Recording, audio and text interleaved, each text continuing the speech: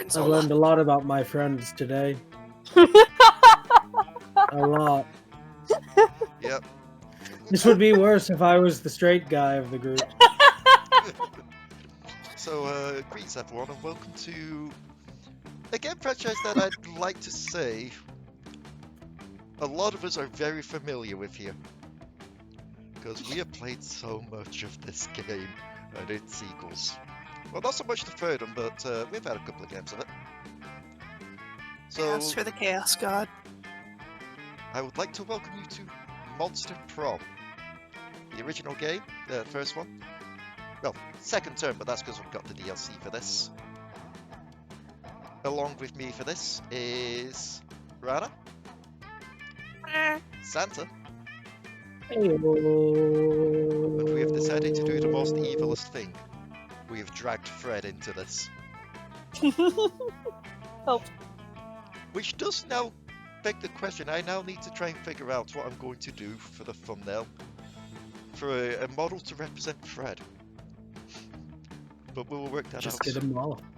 Or fish. Just get like that fish news anchor from SpongeBob. Oh my god, please. It has to be something fish-based. I think I could find You something guys are like very obsessed with the fact that I study fish in my day job. that. So, you're about to see us again with these mods enabled. Ticket to Heaven.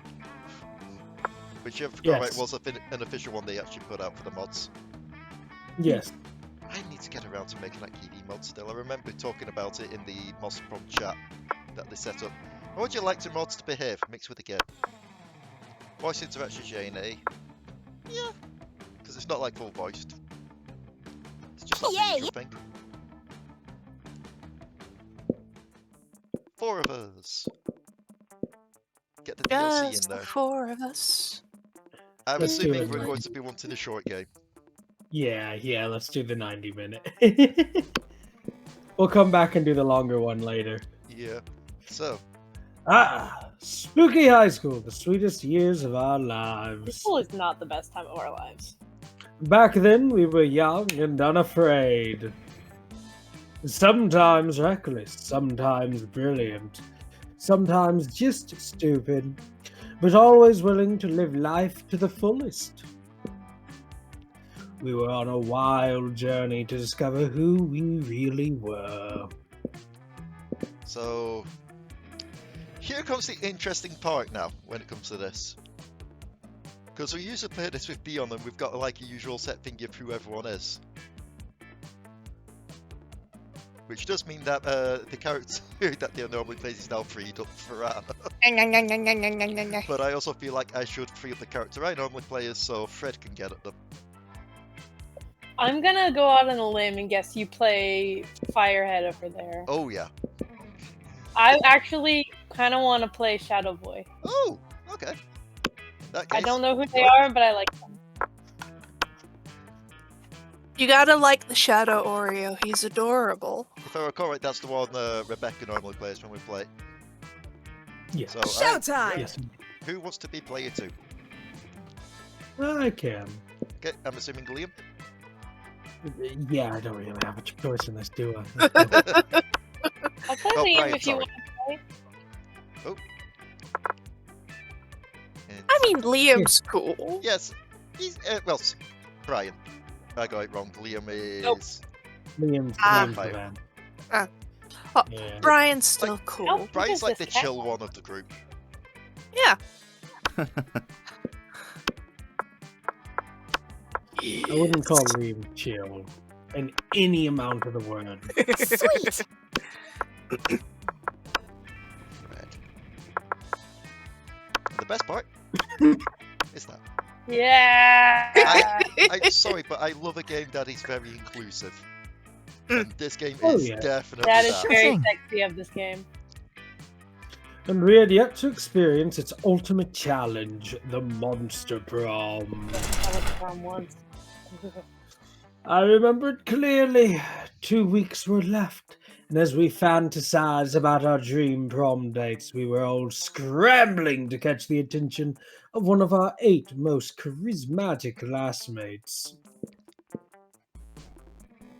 Scott. Scott I know him. Howe, 21. A werewolf athlete, excuse me, who compensated for his rather small brain with a stupidly huge heart. Okay, I should state this as well. For Fred, since this is her first time playing the original Monster Prom. Indeed. Don't worry if you don't like the looks of any of these people. You can date almost literally anyone, including the narrator. Yeah. Miranda Vanderbilt, 19. A sweet mermaid princess who was as cute as she was genocidal. What? I Oh, forgot yeah, no. about that stupid little chuckle. She is quite literally the first person I managed to date in this game. It's insane. That fits with you. Polygeist, 22? Question mark? In high school? When did you do that? She's flunked several times. The party goes with an insatiable hunger for all the wrong things. I think they quite literally try and make it a thing of, yeah, don't worry, they are all of legal age. Do not worry. This game is perfectly fine. Damien LeVay, 21. If you just have the bit of silence, you can just hear Rebecca screaming in the distance. This is when she just materialized behind you. A fearless demon with a taste for destruction and a love of fire as he goes Super Saiyan. Liam de Leoncourt. Or Lioncourt, if you don't want it, yeah. For whatever the fuck. A hipster vampire whose standoffish demeanor hid the fact that he was truly a lovable dork. Orc. Zoe, forever. An eldritch cutie who went from endless deity of the dark realm to ultimate fangirl. Calculator Hewlett-Packard version 1.0. Okay, Aw. I'm curious now to see if Fred can guess who the voice actor for this person is. Yes.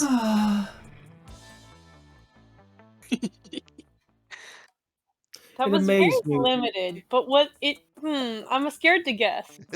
It's a very well-known person. Very well-known YouTuber. Oh, You'll probably I catch have it a no bit more idea. the further in it Yeah. gets. Like, don't it's spoil Jack- me. they do Okay. get No a lot of spoilers. they do get a lot of YouTubers for some of the voices in this stuff. Is it Jacksepticeye? Yes. It is, yeah. Hey, that's the one person I know on YouTube. A library computer who had become a sentient robot, ready to experience life to its That means fullest. he's Irish. My brain still can't get over the fact that Polygeist's voice actress is also the person who voices Jinx. I mean, he's not. It is, yeah, it is the person, isn't it? Holy Yeah. shit. And Vera Oberlin, 23. A mean self-made Gorgon with a mercenary sense of business. And Scott Siren Hansen from Game Grumps. Yes. It was clear it had to be one of them, but who? Is it this one or is it the second one that has the knight in it that's visible? That's Danny Sexbang, I'm trying to remember. Second one is Danny Sexbang, I believe. What? We only had 2 weeks to choose our prom date. No, second one's the butcher. Oh, This yeah. one has, yeah. We only had 2 weeks to choose our prom dates, and even more daunting, we only had 2 weeks to woo them and conquer their hearts. Let's face it, you already know where I'm going pathwise if I can get the item. I know. But as I already said, we were young and unafraid, and we were ready to start. Oh yeah, that's a good point. I can't remember if Dion sent you the screenshot of it, not Fred. Did she send you the screenshots of Batness? No, I don't know what that is. Okay, then you will love her when you meet her in the second game. She's not in this one, unfortunately. But so, All minds are rotten, but they're rotten in so many different ways. Worry no more, we're now using our PhD in bullshit to diagnose what kind of deviant sicko you are. Most PhDs are indeed bullshit. Yeah. Monster Bro, stupidest pop quiz ever to you. We'll throw a bunch of absurd questions at you to turn your answers into characters there. I can't. I say that as a grad student. Yeah, that's fair. It's why each of you will start by having stats that better reflect your true selves. I can't believe they got Pork as the spokesman of Teen Wolf. Much deeper, but yes. Let's start. Okay, so here comes the interesting part of how you decide your stats, Fred. It's through these questions. So, if you were the leader of a new country, what would your flag look like? Flags are outdated symbols that lead to unnecessary nationalist exaltation. We will replace flags with a national QR code that provides online coupons for free burritos. I'd go for a simple 3-coloured stripe approach where each colour represents one of the country's values. Blue for diplomacy, purple for patience, and red for the blood that will spilled if anyone tries to overthrow me. Or just Garfield's face. It's a power move. There's no doubt you're the supreme leader of the land if no one stops you from making Garfield the flag of your country.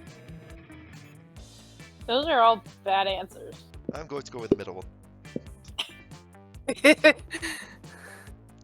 If I was the leader of a country, flags are outdated symbols. Nationalistic exaltation should not be required. In Santalopolis, everyone is just stapled together. So you're going for top one? Yes. Ranna, which What? one?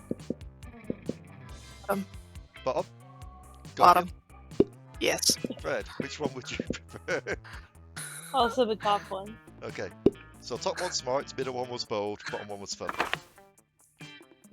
Coolest reality show would be people in positions of power must face all sorts of questions relevant to the field, and if they fail they lose their jobs and society wins.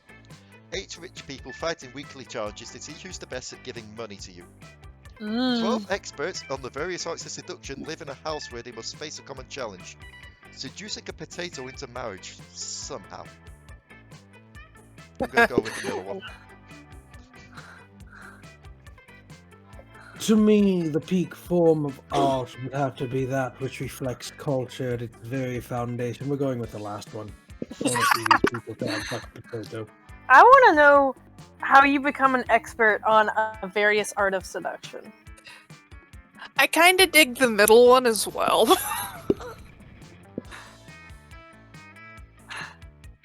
I also like the middle one. So all of us getting wealthy except for Santa who's getting charming. What would be a killer accessory? Sunglasses at night, coolness itself, a necklace with your own name in case you forget, a fabulous purse made from the skin of your worst enemy, fancy brass knuckles, or shiny armor. And now I should note, Fred, this is not for stats. This is to see who you're going to try and date, initially. And as such, I'm going to go with shiny armor. Okay. Santa. I'm making deductions based on answers. I forget which one's which. It's been so long. Think about the personalities of some of the ones that you still remember. They kind of merge, though. I will go with fabulous purse made from the skin of my worst enemy. That would be a killer accessory, quite literally. Ranna?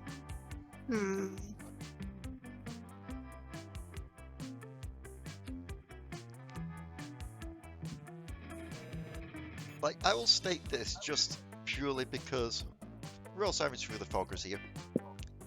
Brass knuckles. That feels like a low-in answer. What do you get low-in for Christmas? You Fancy say brass that, knuckles. sunglasses at night with the Atomic Garden Aurora answer. Yeah. Which would you like, Fred? I think I'm gonna go with the necklace because I make that joke about name tags frequently. Okay. So, Ah, I got a little boy. Scott. You fine? Oh, sorry. oh yeah, no, because you get to decides which first two you have the interaction with, and whichever one you choose the correct answer for is whose date you start going down the route for. So you find a genie in a bottle. You can ask for whatever you want. What do you ask for? Before asking for anything, you try to negotiate up to 3 standard wishes. To feel truly alive, a rainbow that you can eat, infinite confetti, for Shinji and Kaoru to be canon, or Him to not be so cliched. A genie and wishes, so mainstream. I already know who that's going to be, so I'm choosing that. Is that the Eldritch? Yes. Yeah. Yeah, I pieced together the fangirl thing. Before asking for anything, I must negotiate up to 3 wishes.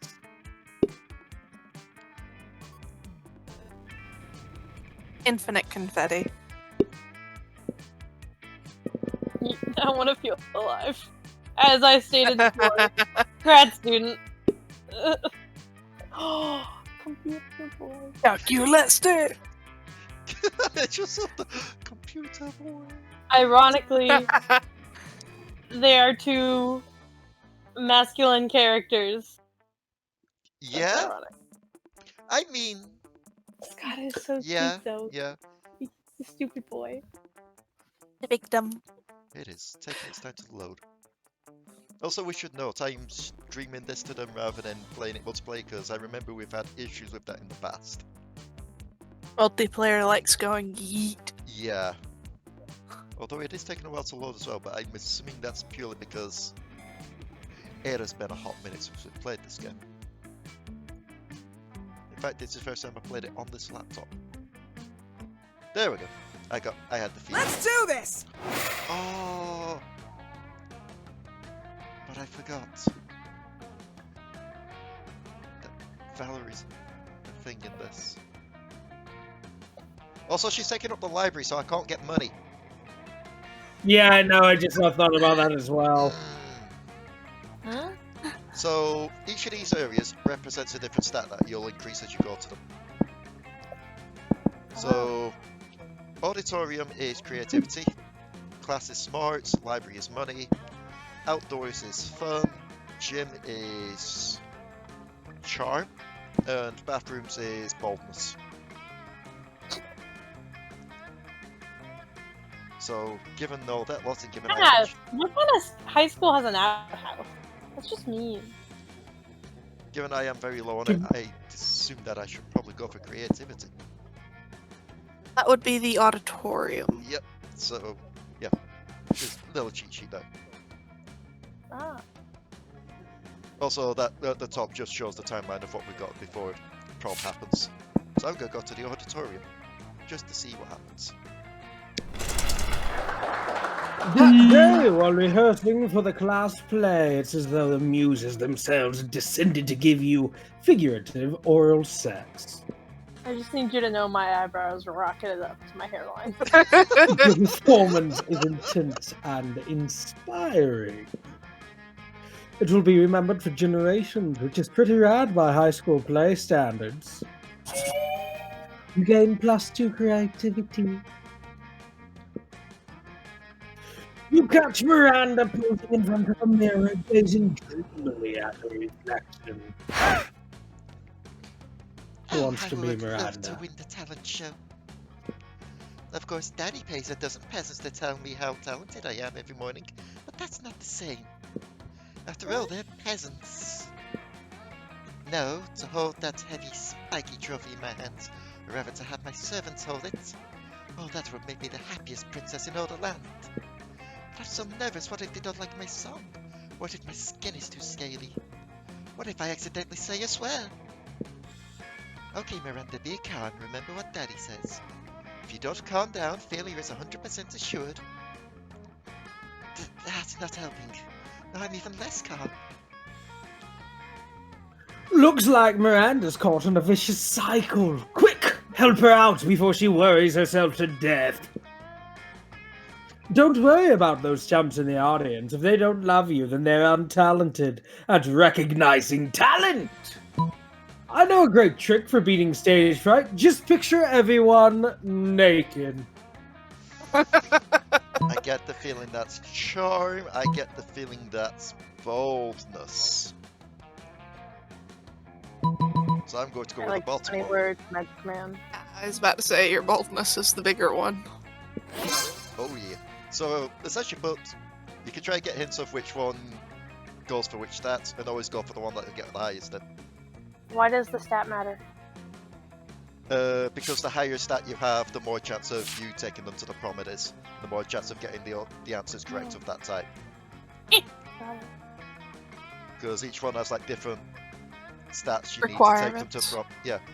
But I will tell you straight off the bat, if you're going for Scott, you don't need to worry about these stats. You just need to make sure you get enough correct answers with the boy.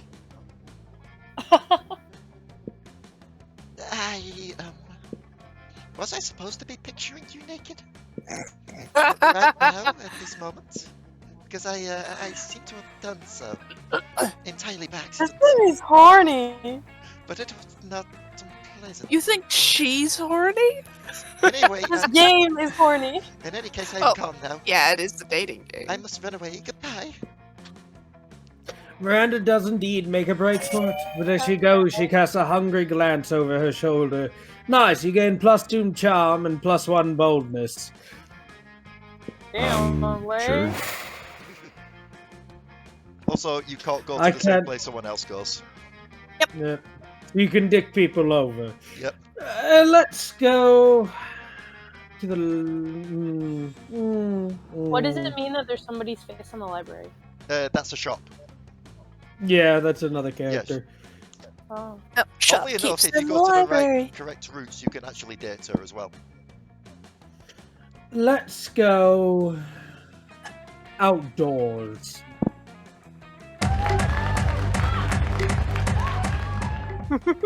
Music. That day during recess, you start a half-hour rave that goes full crazy. You have no idea how it escalates so much, but at one point there are like 300 people. Someone summons demons from a nightmare dimension. The consequences might distort the fabric of reality itself, but who cares? It's a rad party. You gain +2 fun. Afterwards, you discover you've been poisoned and only Vera has the antidote. She does this all the time. It's how she invites you to hang out. Hey there. What? Anyone want to be Vera? I will leave it up to Ranna or Fred. No, thank you. Alright. There you are. Thank you so much for coming. Yep, that's a good voice. I'm embarking on a new criminal enterprise, and I need a concierge. Conciliere. Conciliere. I'm sorry, I don't know how to say some words. Both pronunciations are technically correct. Yeah. The idea is simple yet brilliant. Think of Uber, but for killing people. I call it murder. So, Santa. Given Yes. I remember a lot of this, guess what? What? This is a secret ending path that it's put you on. Oh, Ooh, nice. secret. But it turns out the Oh, market is yeah. flooded with assassination apps. Assassination apps and blood. But sometimes you'll be put on pathways that get you secret endings if you get all the questions correct towards it. I need a way to get ahead of the pack. And since you're such a good advisor,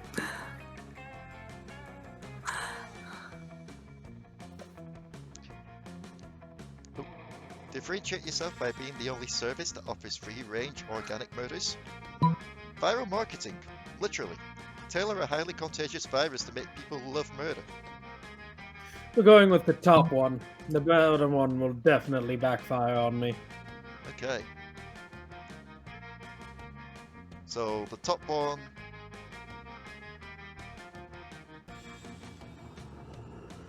So.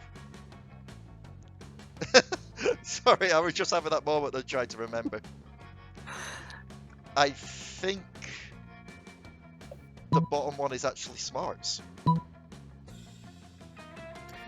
bottom one I like doesn't the need to top be one. smart. Alright. Go with top one. Free range organic murder. Oh, I didn't have enough creativity. Yeah. Did you just say free? You're trying to explain that you said free range, not free. You said it again, twice. I'm not even after her. Don't you know I'm allergic to free? Big old thought. If it's free, how will I make money? Look, bitch, I'm only here for the other guy. Oh god, I think I'm going into anaphylactic shock. Somebody inject me with a syringe full of liquid gold. You heard to obey, but are beaten to the punch by Trevor, the cock-blocking Puma. Bummer! Vera never gives you the antidote to the poison you drink, so you lose -2 charm and -1 fun. Let's go. Let's go. Ranna. Bathroom. Bathroom. That day, we skip class and just hang out in the bathrooms because you respect no authority. Can I just state, I've played this game so many times, I have only just realised Jekyll loves Hyde. Yeah. I guess some people just want to watch the world burn. By skipping class and hanging out in the bathrooms. You give +0 shits, but you gain +2 boldness. Ain't no party like a spooky high bathroom party, because a spooky high bathroom party has... Polly's high quality toilet wine! What?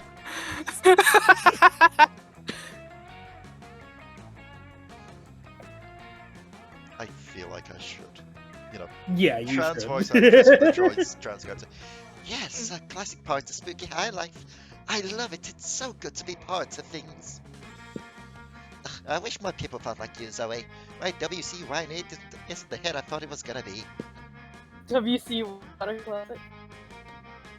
Maybe it's because you're brewing wine in a toilet. Nah, that's not it. Thank you. Next. Trick question. There's no reason it can't be bestseller. If you believe in yourself, you can achieve anything. Even selling unsanitary alcohol to 20-something-year-old and high schoolers. Especially that. In the end, doesn't WC just stand for we can?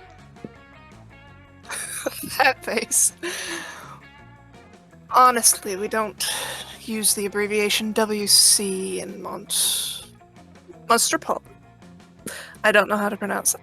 Unstoppable? I'm all for using deceitful marketing schemes to trick gullible people out of their money, regardless of the quality of what I'm selling. So I'm in. Oh my gosh, yes, I know all about spending way too much money on things. You have no idea how much money I spend. Of course I do. I monitor the bank accounts of all Spooky High students. What? What? Continue by all means. Okay, anyway. Whenever I buy things for exorbitant prices, it's because I'm incredibly invested in the people or characters associated with it. Like paying $3,500 for a custom figurine of my human Sona from the game Human Prom. Oh. That's it, we need to create a mascot for my WC wine. Who could get everyone emotionally invested in spending those monster dollars? Invent a cute, cuddly character to hawk your product. Wally the Wasted Wallace! Get an endorsement from millionaire Mummy and transcender Chad Chaddington. I've just noticed that Good God, Ranna's that's got the the character most in the balanced second game. stats across the board of us all. Yeah, yeah. I feel like the bottom one is money. The top one seems like creativity, but the bottom one is probably better for me. So let's try that. Oh, that was charming! Oh, I know the kind of douchey, but no joke, I have such a crush on Chad Chaddington, Brad Brandison, and Tad Taddington. Did somebody say Chad No, Chaddington, no. Brad Paddington, and Chad Chaddington? Are the absolute best at everything ever, and everyone else is a bunch of lame-ass posers? No, nobody said that. Yeah, they did. Chad Chaddington, a mummy dressed in layered polo shirts and khaki capris, high fives the similarly dressed mummies on either side of him. What's this? A failing toilet wine business? I bet we could steal this idea and turn it around into a multi-billion-dollar corporation. Sounded like you were dying there for a second. I just noticed I there's mean- just one stray pixel here. I mean, Yeah. look, I mean, What? No, do not do that. yeah, bruh, $1 million isn't cool. You know what's cool? $1 billion. Are we witnessing Pork's family? I don't know why they resorted to this. Honestly, I'd settle for like plus 50 monster dollars. First things first, first thing we do, drop the not the toilet wine, just toilet wine.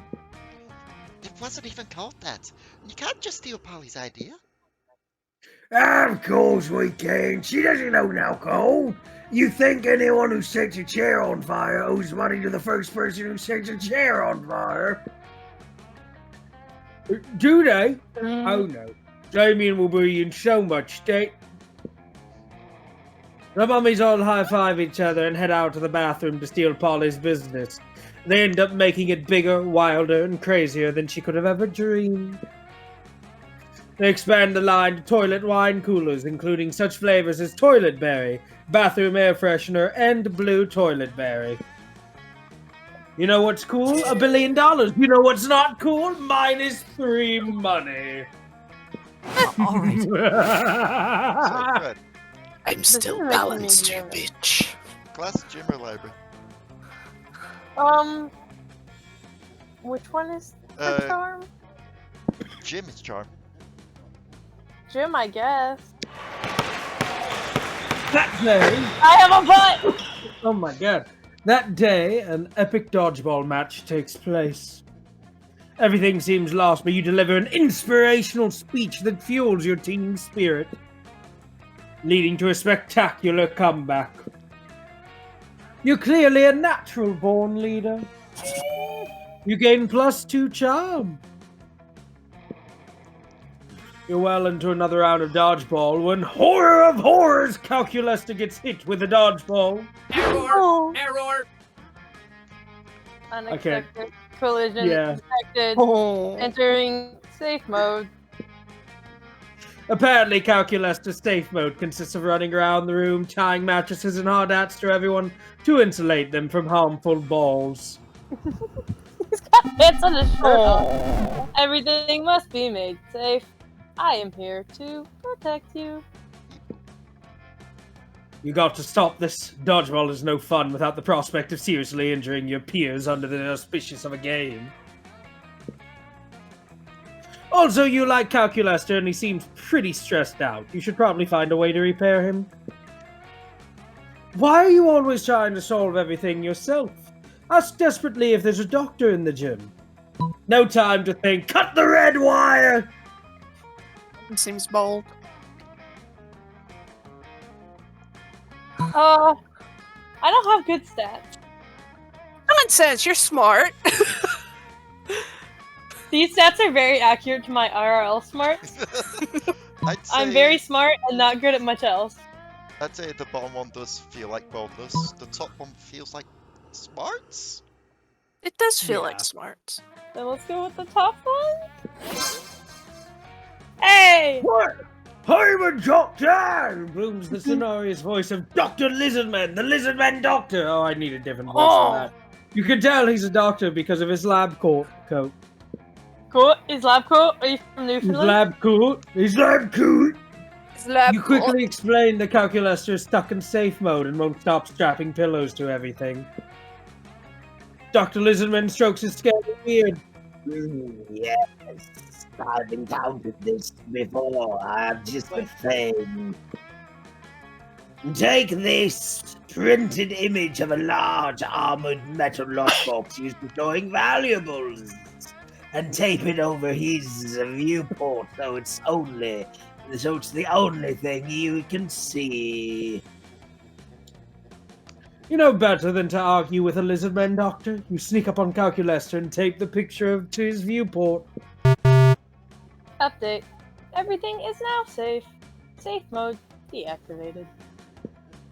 Wow. And Calculester is even easier to hit with dodgeballs now that it's the only thing you can see is a picture of a safe. But he feels so secure that it doesn't matter. You gain +2 charm and 1 fun. Let's trade places. Okay. Everybody choose an object. Say your choice out loud to the rest of the players before clicking. Knife! God damn it, I was gonna say knife. God! A gun!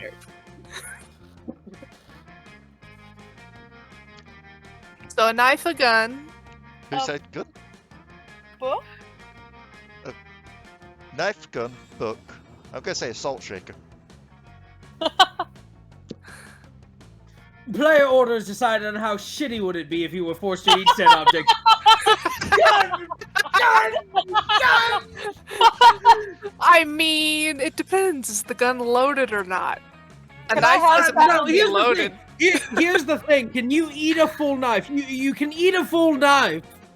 And like you could just because they're sword eaters. But eating a full fucking gun, not even firing the bullets. You're not eating the bullets. You're eating the gun. It depends on what kind of gun eat we're a talking salt about. shaker? Yes, the salt shaker. Well, see, salt shaker doesn't mean salt. It means the shaker. Yeah. Yeah, that's just basic. That's just deep throating on a Tuesday.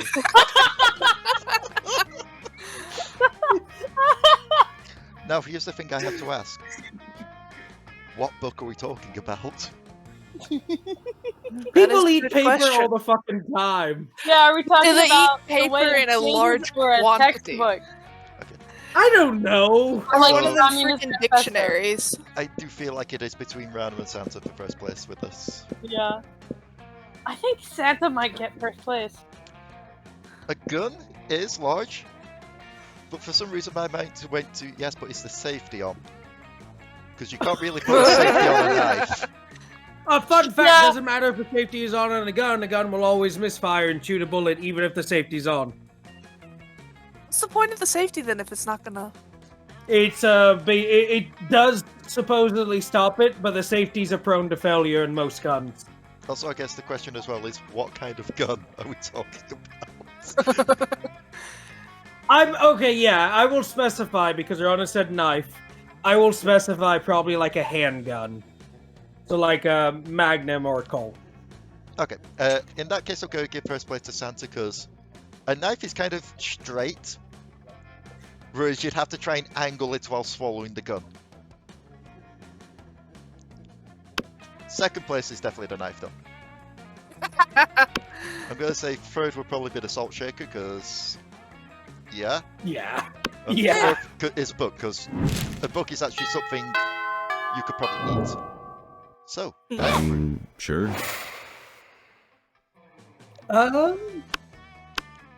now this is where you can really fuck people over by sitting at the tables. Oh, yeah. It is. It really is. In fact, ooh.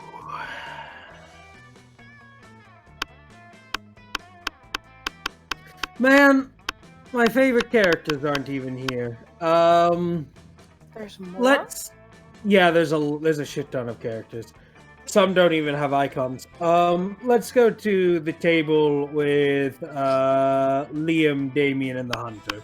Okay. You just sat down to eat with Damien and Liam. Well, to eat with Damien, Liam's just taking pictures of his food because you know he's a vampire. When a leather-clad figure drops from the air vent on your table, it's the Slayer. Okay, I feel like I just need to rule this now, and I think Fred will agree with me when they fully see the Slayer. Fred needs to voice the Slayer. Because... Fair. Prepare to die! I don't know how to take that. What do you mean? What don't kind of know. voice am I supposed to do? Pretty much... I feel like a Sage type of thingy when Sage had attitude. Kind of works.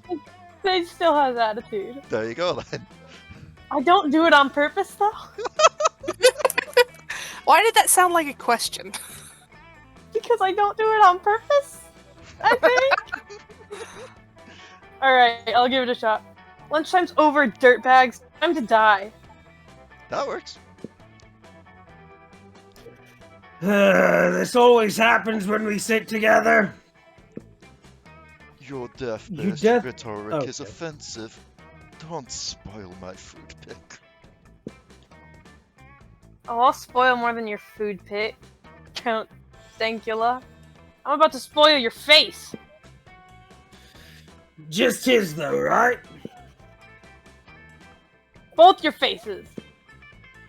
Fuck! The Slayer is right between the three of you. You can't save Liam and Damien, but if you act fast, you might just be able to save one. So I mobilise Damien with the Lord's Prayer while Liam escapes. So you've been waiting for this moment your whole life. Flip the table for justice. Who is the Slayer? Where the fuck did she come from? They come from. I don't know who they are, but they're hot. I'm to know not, that- neither of these. I'm not gonna win either of these. We're gonna do the bottom. What is the Slayer's name again? It starts with Ravi. an A, right? Yeah, Ravi. Do you want to know the best part, Fred? Eh. She's one of the main dateable characters in the second game. Yeah. God. So, you flipping the table? Yep. Normally, when you flip tables, it's out of anger or mischief, but this is about the most righteous table flip ever performed. No, my footing! No, my artfully crafted, arranged cafeteria food. Yes! Flagging up school property! The player ends up pinned under the table along with Liam. Damien jumps down there and starts punching indiscriminately, not caring who he is. So you know, just another normal day for Damien. I've never felt so alive! Offensive. Whatever! Let's flip all the rest of the tables in the cafeteria while the flipping's gone! You righteously flip every single table in the cafeteria. With each table you flip, you find Damien is flipping a little more for you. Let's go. Rana, Let's go. where would you like to sit, Rana? Actually, who was Rana going for? I forget. I don't remember. Honestly, I'm just kind of coasting with it. I get the feeling you're going after a little Eldritch girl, so mermaid. Okay. Polly and Miranda sit together, surrounded by Miranda's customary crowd of serfs. Oh no.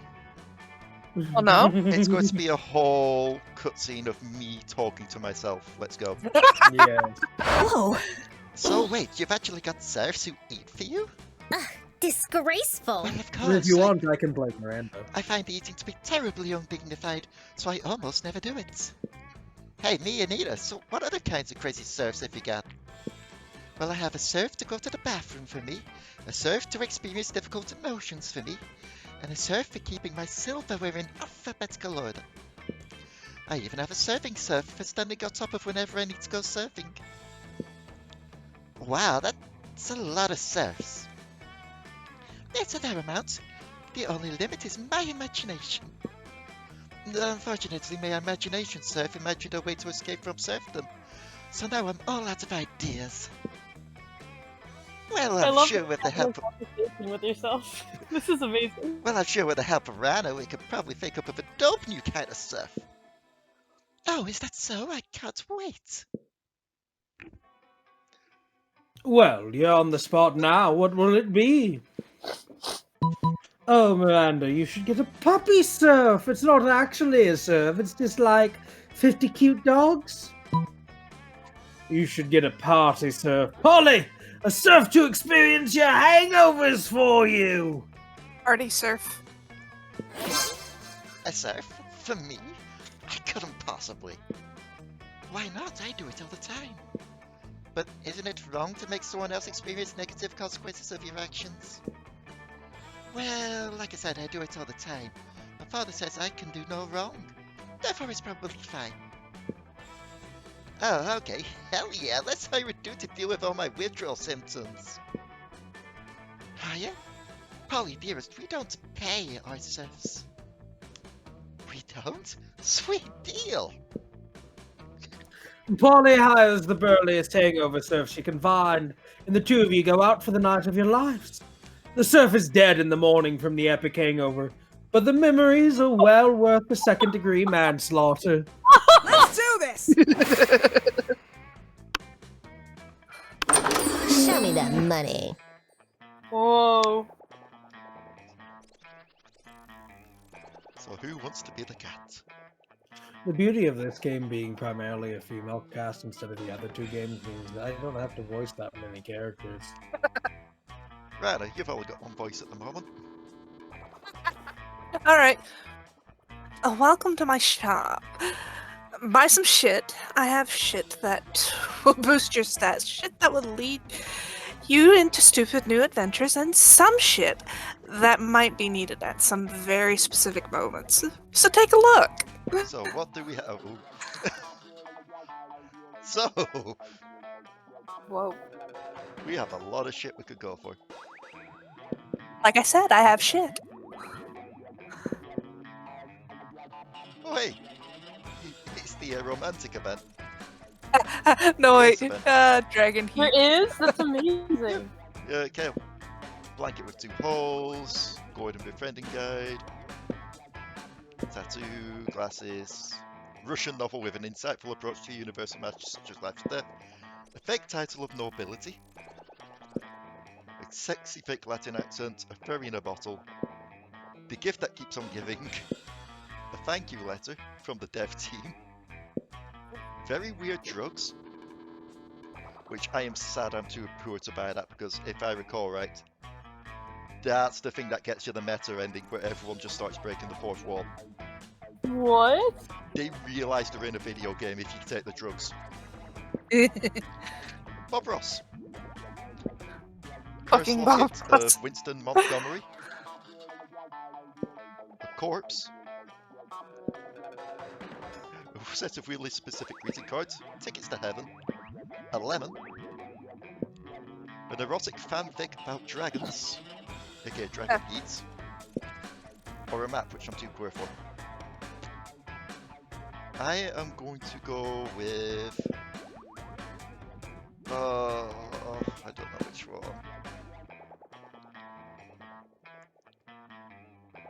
I have the money for it.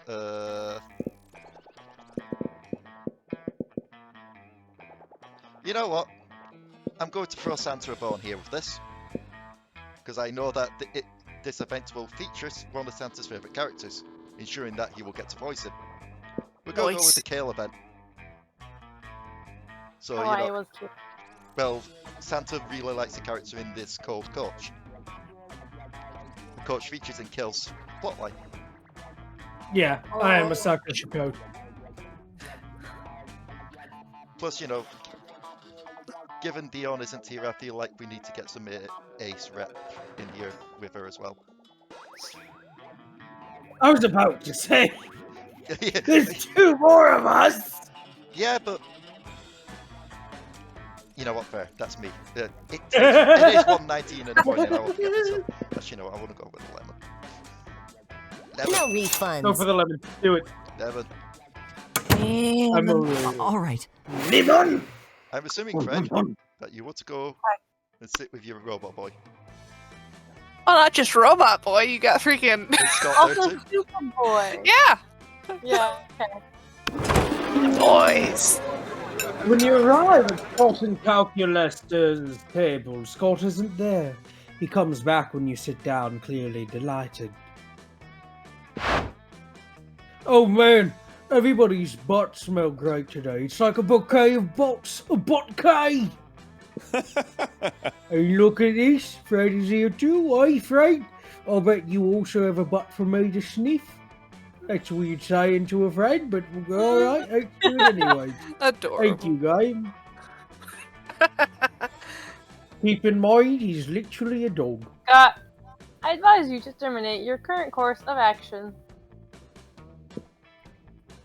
What? Oh, breaking. I just realised what the sad part is. What? If I could have got on that map, that would have been Dahlia. It would have been Oh. down here, Translating previous utterance into Scott readable format. One moment, please. yeah. What? Scott! Smelling butt That's a sound. equals bad. What? But how could smelling butts be bad when smelling butts is good? It is not good. It is bad. See also uncouth and totally nasty.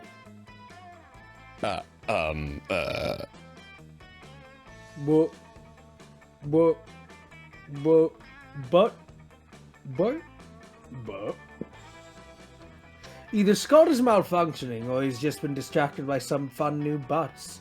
Either way, you need to find a way to resolve this dispute. You don't understand Calculester. You can complex and software to understand your surroundings.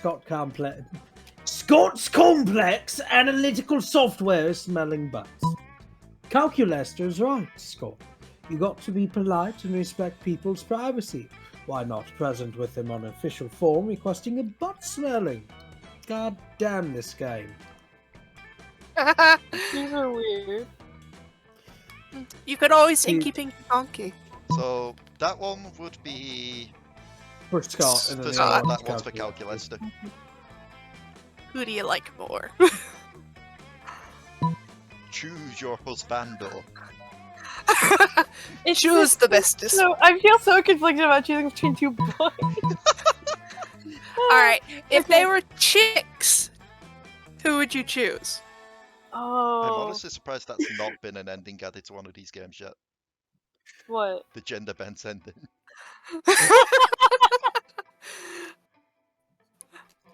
Um.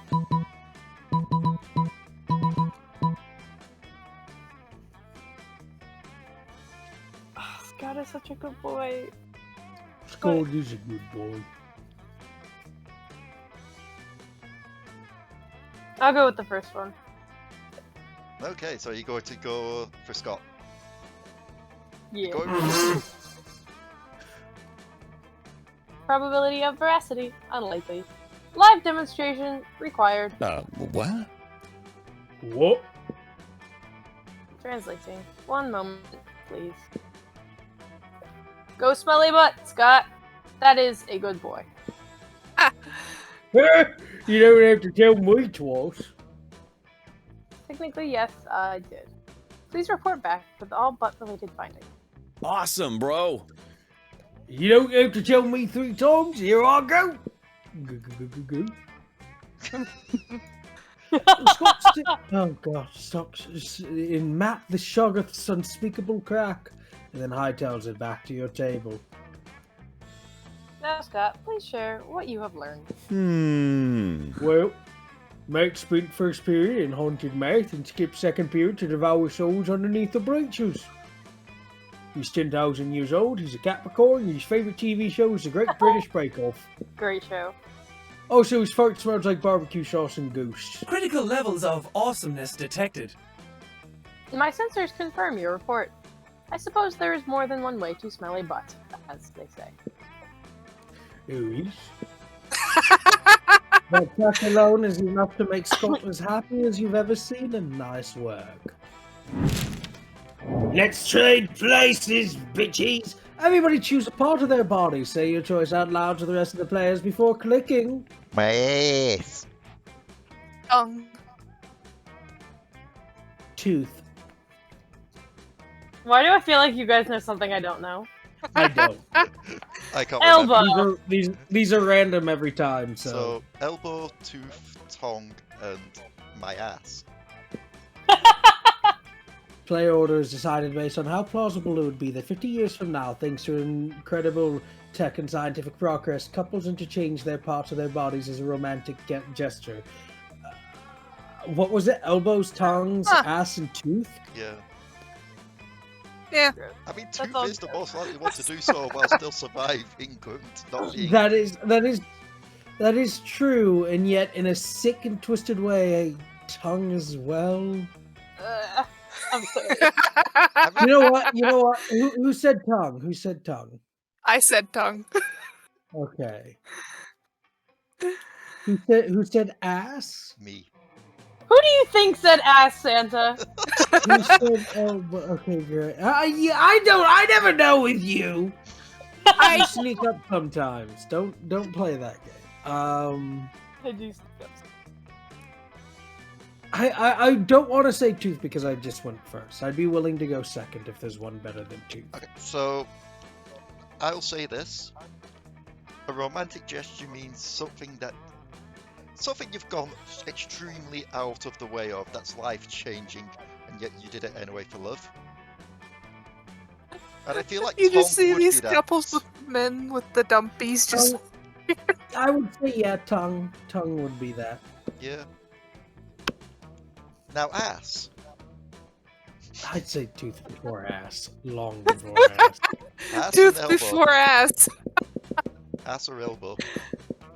Elbow. Yeah. Yeah, ass. Just to me, and maybe this is because it's just disgusting. Let's yeah, go. disgusting. Weird. No, So I mean they're all disgusting. the class is now Go on occupied anyway. with the chop. Where do you want to go? Let's go have a party. How are your stats still so infinitely balanced? Because Rana, she gets lucky in games and everybody else gets screwed over because of it. That day during recess, you start a half-hour rave that goes full crazy. To the point where you're farting fire. You're talking to John. Juan! Juan, the small. Well, it's not pronounced Juan. It's pronounced. Juan. It's Juan. The small magical Latino cat. When he tells you that you won't ever be as fun as Bob the Scary Clown. Can we just talk about how this is the ultimate character progression? You went from someone you never actually even see just named, to being a shop Then in owner, second to one, being he's the playable. shop owner, to being the main character, and boy does he get ripped! Holy shit! To accept the challenge, you go straight to Bob, stab him several times, opening his bleeding chest, and eat some of his guts in order to consume his fun. Barbecue. Really? Do you think that's how this works? Well, if it is, you gain +2 fun from poor Bob. You're just getting ready to leave when you get a text from Polly. Hi, bye-bye, Lee's party! How can you refuse such a formal missive? You're tracked down immediately. Hi. Hey, you got my text. That's good, because I need some help brainstorming. I'm going to I'm a so party happy, so- tonight, but I'm pretty sure it's going to be lame. And that needs to change. See, it's a costume party, you know, where everyone dresses up as their favorite humans. I'm going as a sexy tax attorney. But I'm not sure even the sexiest tax attorney can rescue this party from the depths of lamitude. So, get any ideas of how to help spice things up?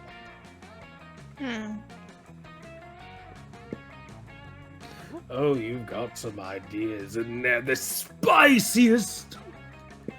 It's a slice of water. Spike the punch with the mandrake root. It turns monsters into actual humans. Okay, you go as a sex tax attorney. I'll go as a sexy tax evader. Huh. Feels like the bottom one might be charm, the top one might be smarts. I think the top one's creativity. Yes? This is also a secret ending. Ooh. So, I feel like the top one's smarts. Would I be correct? It's either smarts or fun. I think it's smarts or creativity. the Better not be freaking the top one cre- feels like smarts. The That- bottom one feels like creativity to me. Like, it's like, oh yeah, no, if you're doing that, I'll Are you do sure this it's thing. not That's like being charm? creative. Whereas that one feels like you need knowledge of what Mandrake Root does. Are you sure it's not sexy tax? Are you sure that one's not charm because you're putting the moves I on? think it may be Possibly. charm. Yeah, let's go with the top one. Yeah, that feels like smartness. Yeah. Hey! Later that night at Hey. the party. This is nuts! Look at all these humans in human costumes. Which one did you do? Georgina, the party Alberto's just turned into a sumo wrestler. And Larry the Lich looks exactly like former United States President Abraham Lincoln. Oh, Larry doesn't just look like Lincoln. He is Lincoln. He has all of Lincoln's memories up to the moment of his death. Every newly transformed human at the party comes complete with a full lifetime of memories of childhood, family, friends. They have no recollection of their lives as monsters, and are all currently going insane from the cognitive dissonance. Manny the Manticore just turned into a retired cop who was screaming for his estranged wife and 2 sons. Pranked. In about 4 hours, all of these newly created people will revert to their previous forms, essentially murdering these new identities. LOL. In the meantime, you and Polly have a great time scaring the shit out of actual humans and streaming it online. You gain +2 creativity and +1 fun. Sure. Santa. To the library! I want the money. How dare you spend some time on the library's PCs playing some good old online poker. Gambling seems like a stupid and dangerous decision. But who cares? This time it paid off, so fuck it! You gain +2 money.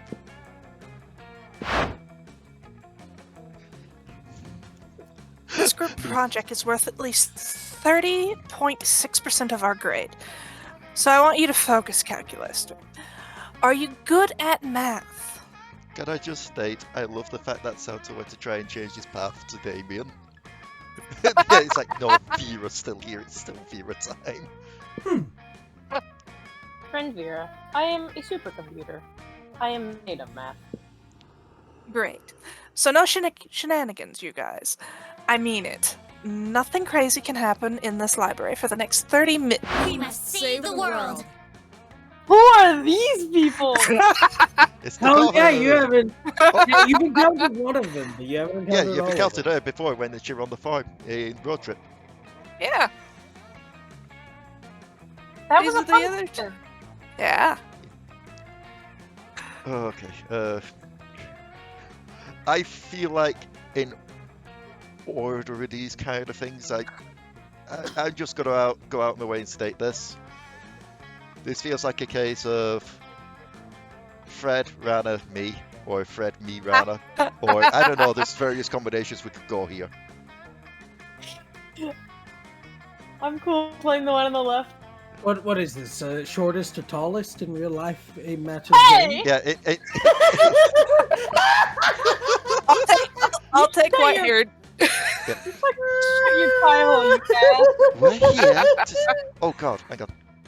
We're here to save the day.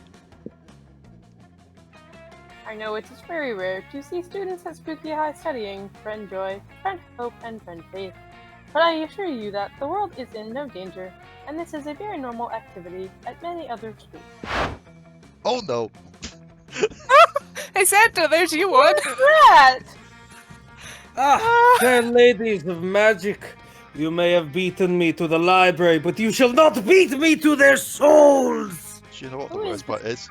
I decided This is to use Vlad. I decided to use the white lady's voice on her, and then the vampires appeared. Yeah. Come to the dark side. Come, fearsome snake lady and metal monster, come join me in the dark side. But help me pass this class. Because my interests right now are limited solely to doing that. Crime bosses respect you less if they think you're stupid. Yes! Joining the dark side will definitely help you pass this class. Don't listen to him.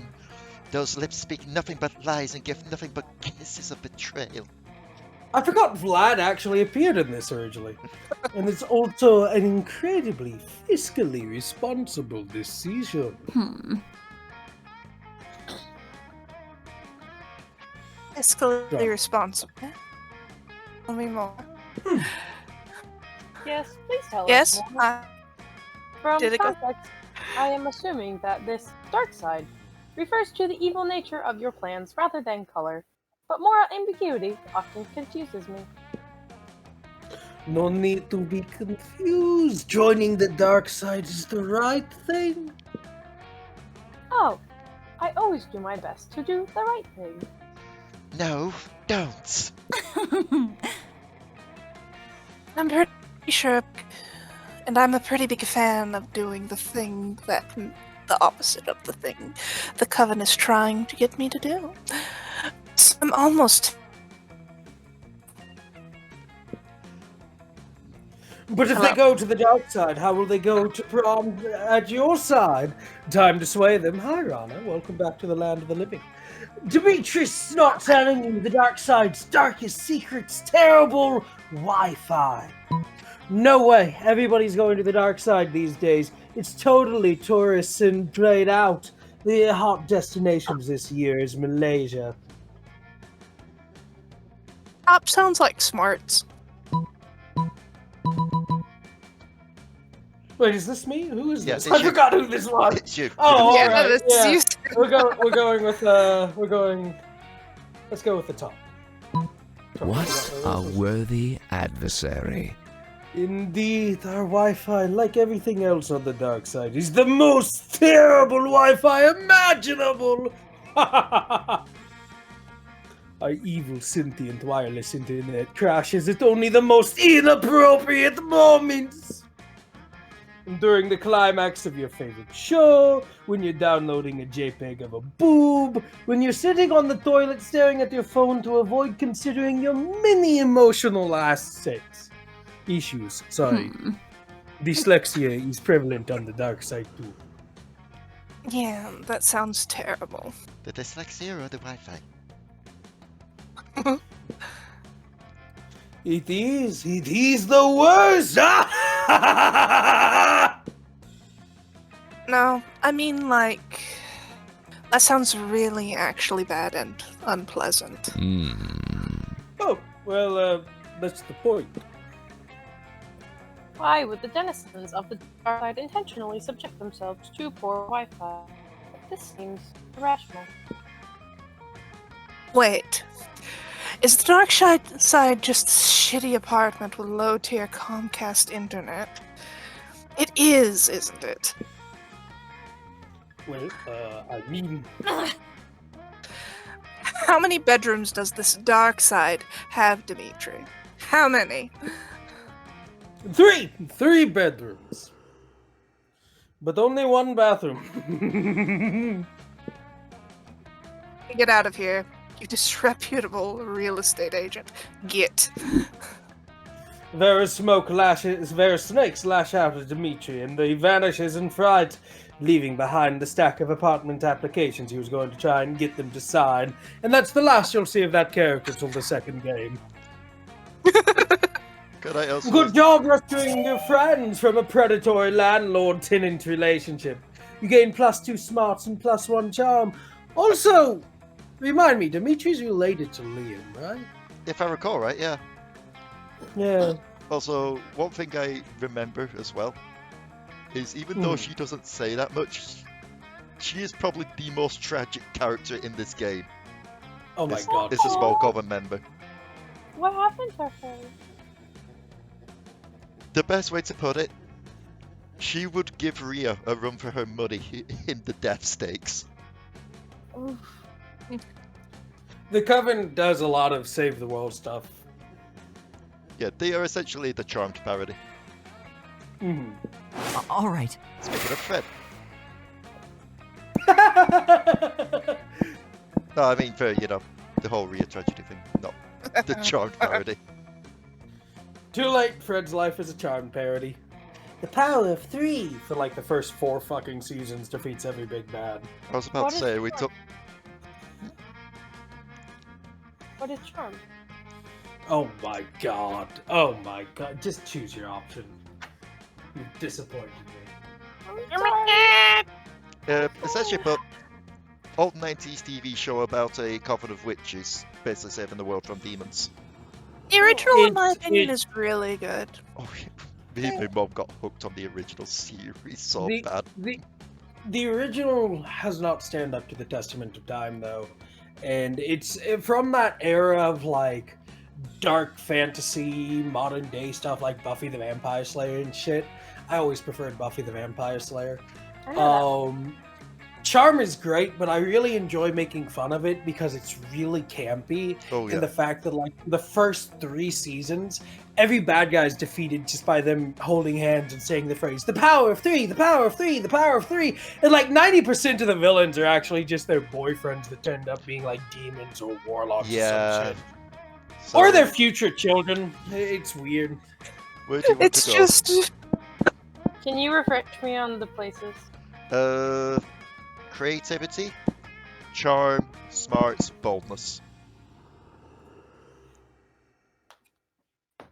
Ooh, Is that the was strategy mean. for this game to maximize or keep things from sinking? To Go maximize. for the one. In this one, it's to maximize. Go for the one that you think fits the character that you're after the best, because you have to have specific stats for each character. Except Scott, who you just have to say answer his things right. Scott is best boy. He best boy. Also, except for Coach, Coach is because you can't date him. best boy because he's not a dog. Also, you can't date him because Yeah. he's a That romantic. too.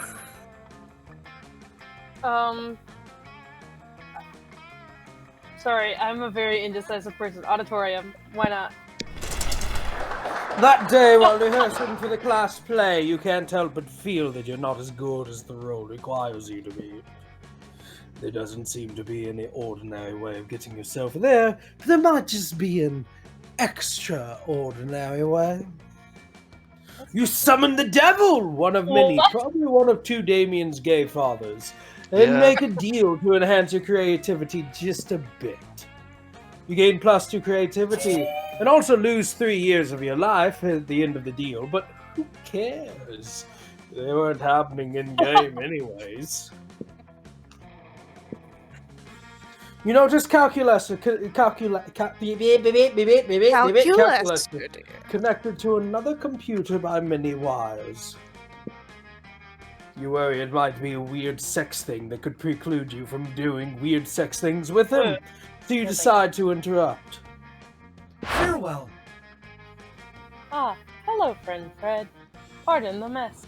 I am currently engaged in a rather delicate project. What project, you ask? Why, the creation of a virtual reality.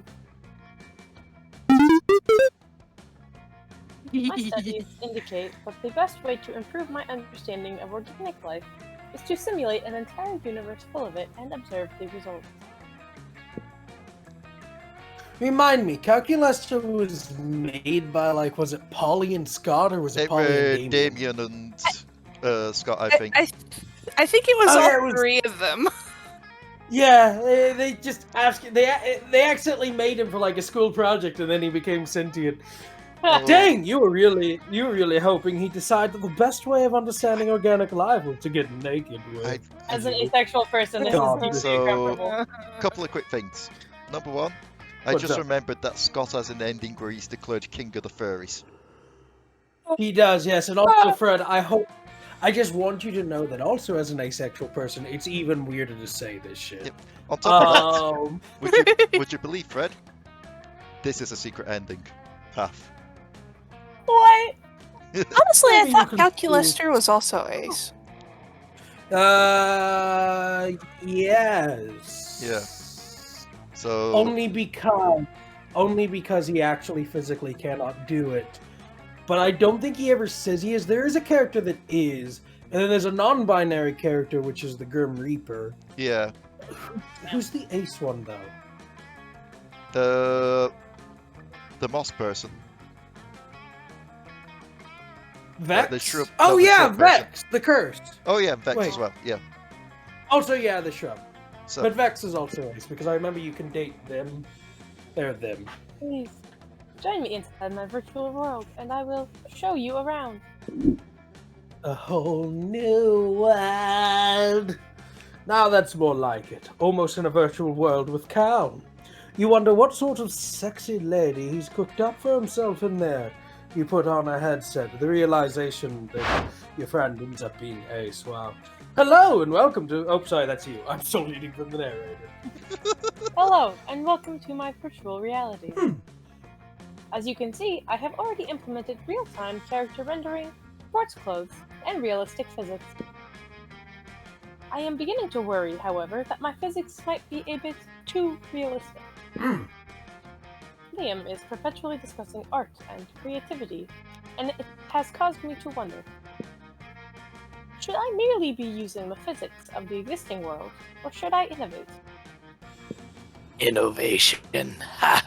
Tell him you should innovate, because that way you can tell him all of your stupid physics ideas, you fucking nerd. First and foremost, bad artists copy, good artists steal. Specifically, you should steal the physics engine from the award-winning mobile game Very Upset Birds. You just need to spruce up the originals a bit. How about Calculus's first law of thermodynamics? Energy can neither be created nor destroyed, but after a little while it can turn ravioli! Those are Ravioli. both pretty great. Ravioli, though. I really want to go ravioli. Ravioli, Ravioli? give me the formuoli. Yeah. Ravioli. Awesomeness levels critical. Hey! I'm not gonna Okay. lie, I thought that was going to be smart with how it was worded. Me as well. Wording is odd. Did you say it, Fred? Yeah. Quantitative analysis reveals that one of the primary issues with the current field of reality is a severe ravioli deficiency. Or ravioli. What better way to rectify this deficit than by making ravioli the inevitable output of all energetic reactions? I will, of course, also have to make the ravioli indestructible, so that the law remains inviolable. I don't think I've ever had ravioli. Well, I've had it, obviously, but I Oh, haven't had no, it in don't ages. Don't tell the Spanish I am Italian happy. that. This has the added benefit of providing an inbuilt solution to world hunger. I can't remember the last time I had ravioli. But if the ravioli is indestructible, then you can't really Yeah. eat it. Truly. Yeah, there's a fault to this plan. The good I mean, fortune unless is the that- ravioli is perpetually replicating itself or repairing itself, then you There's an just SCP eat about why that's out of it. bad! There's an SCP about why that's bad! I just That's want to so put lucky. that out there! No, I know the cake thing. A brilliant change to the fabric of reality. Wow, Calculus seems to really like your idea, and we seem to. That's weird because it's actually extremely stupid. Look at all you those get +2 sevens. fun and +1 creativity. What the fuck do I care? I'm just the narrator. Let's do this! So, I'm built as hell, though. So, I guess I'll go to the gym. That day, an epic dodgeball match takes place. The match is so intense and both teams are so into it that you decide to raise the stakes. By betting part of your charm against part of the other team leader's charm. That commitment amazes your whole team and their spirit is fueled by determination.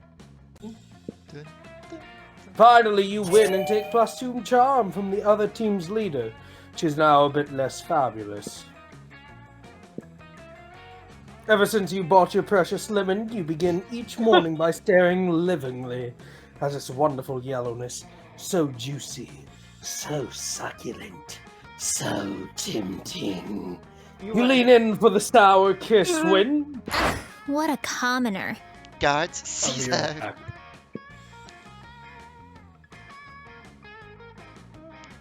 He's stealing your lemon! Santa? Did he Santa. die? I believe they have also stolen Santa.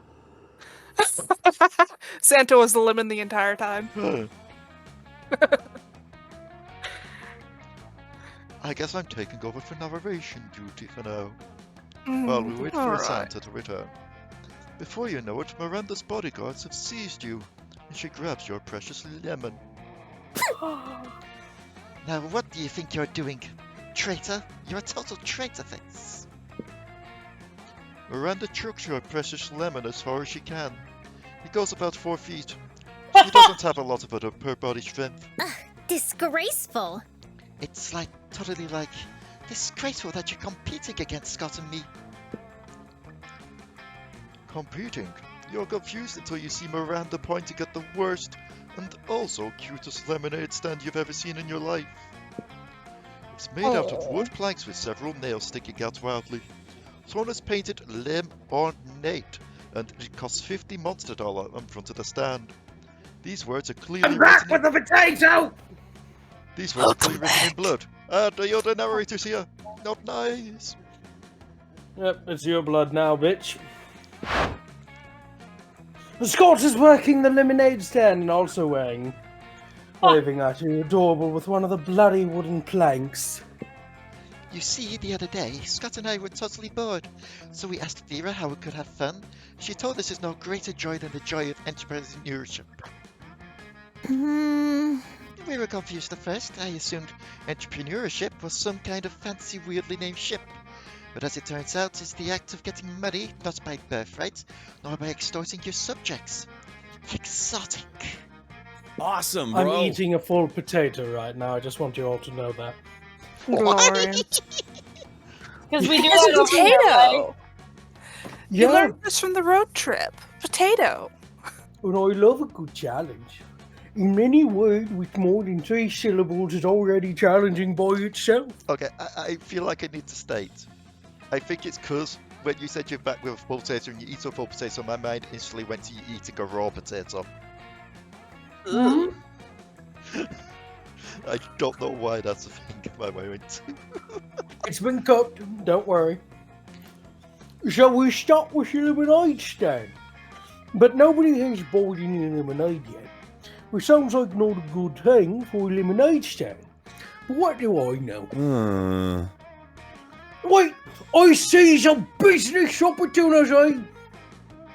Hey, Paulie, can you hear me screaming? I'm screaming lemonade! So that you'll buy a lemonade, is this loud enough? Ooh, I'm always down for a little liquid courage. What kind of booze is in it? Where the fuck did you come from? Actually, there's no alcohol in our lemonade. It's just made from lemons, sugar, and horsehair. Bye. Sorry, babes. Ghosts can't drink non-alcoholic shit. If we do, we'll die. Oh, that makes sense. Sorry for all the cheering. Hope you don't die. You're going to point out to Scott and Miranda that Polly is already super dead. But she ghost teleports away before you get a chance. Hello! Yo! Liam!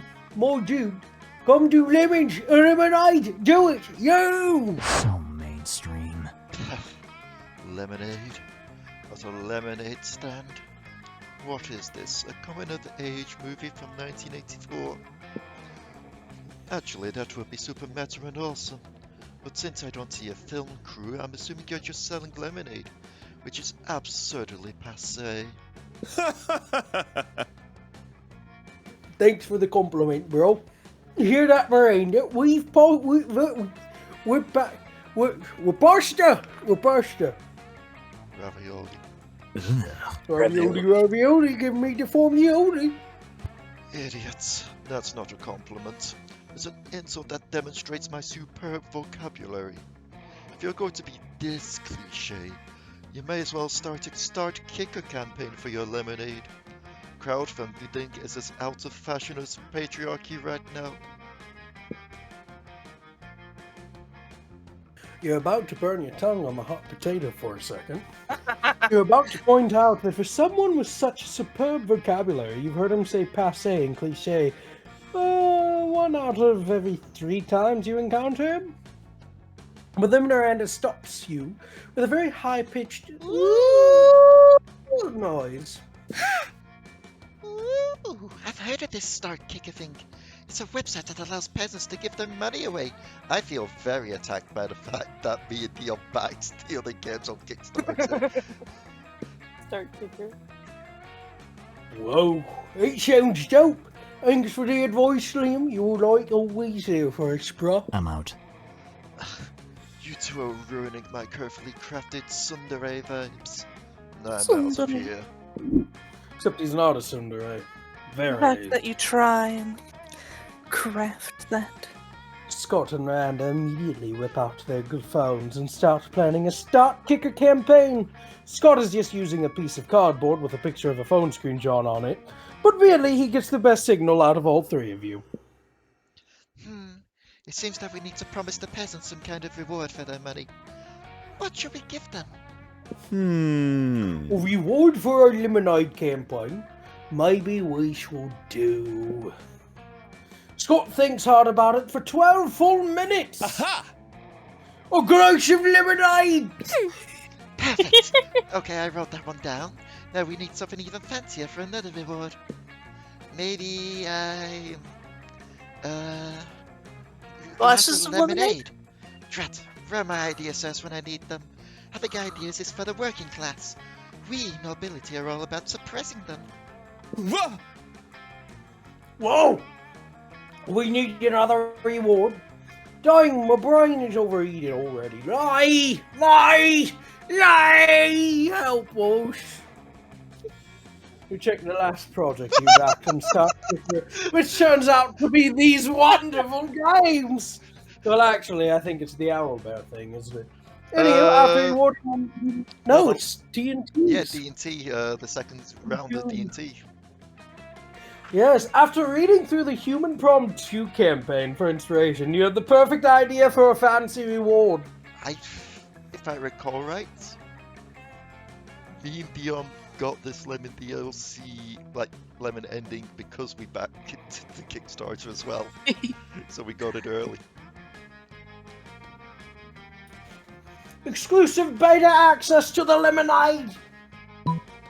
A body Beta. pillow of a sexy glass of lemonade! So both of these were things that you could get on their Kickstarter for Monster Prom 2. Yeah. Like Yeah. exclusive beta to the to the Sex Seagulls, yeah, we got that.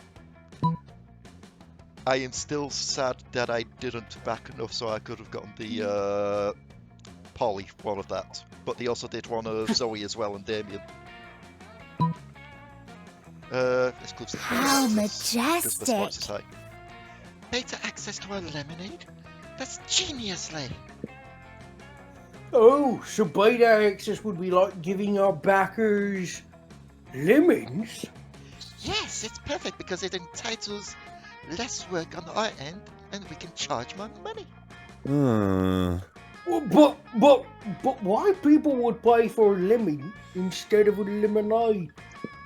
Oh, Scott, beta access is infamous for making people pay more money for the same thing solely on the promise of having it before everybody else. It's the joys of superiority. For instances, in ancient times, kings had beta access to the spouses of their subjects. What? I mean, no, but yes, but also no. And countries with a superior economy, such as Japan, have beta access to daytime, so they get their mornings many hours sooner than the rest of the world. It's a fact. People crave beta access to everything. No one wants to wait for anything anymore. Great idea, Leigh. Oh, but King Sling didn't sound too much text. You skip to the part where I give you +2 fun and +1 smarts. I love the fact that the one who was calling it out. I mean, historically, no. That No. was Yes, please. Oh, yay! This is the. Oh, I hope he pops up. All right. See what's gonna happen. It's the weekend, which means it's time to stop studying hard and caring about school, which is definitely things you do, and start partying. You're out with your absolute fave party monsters: Liam, Vera, Calculesta, Polly, Ranna, and Santa. Fuck Leigh. She lives all the way across the pond. Who are all just rocking out some sick tunes. Woohoo! Yeah, sick tunes. Party, party, lit. Catchphrases. Woo! And music of my people, English world, genres, Plus, if you put one earbud in and play Tchaikovsky on your I-band sheet, I think makes it's Tchaikovsky. Tchaikovsky. Only normies call it Tchaikovsky. Us true hipsters call it Tchaikovsky. The mix of sounds becomes an ironic commentary on the mix of old music with the new. Tchaikovsky cannons, no! Tchaikovsky cannons! He's a composer and I love him. And I like it because there's enough monsters on drugs here that I can charge them entry fees to a club they're already in. And they don't even notice. But it's at that moment that something absolutely, completely horrible happens. What? They're closing the club? Preposterous idea.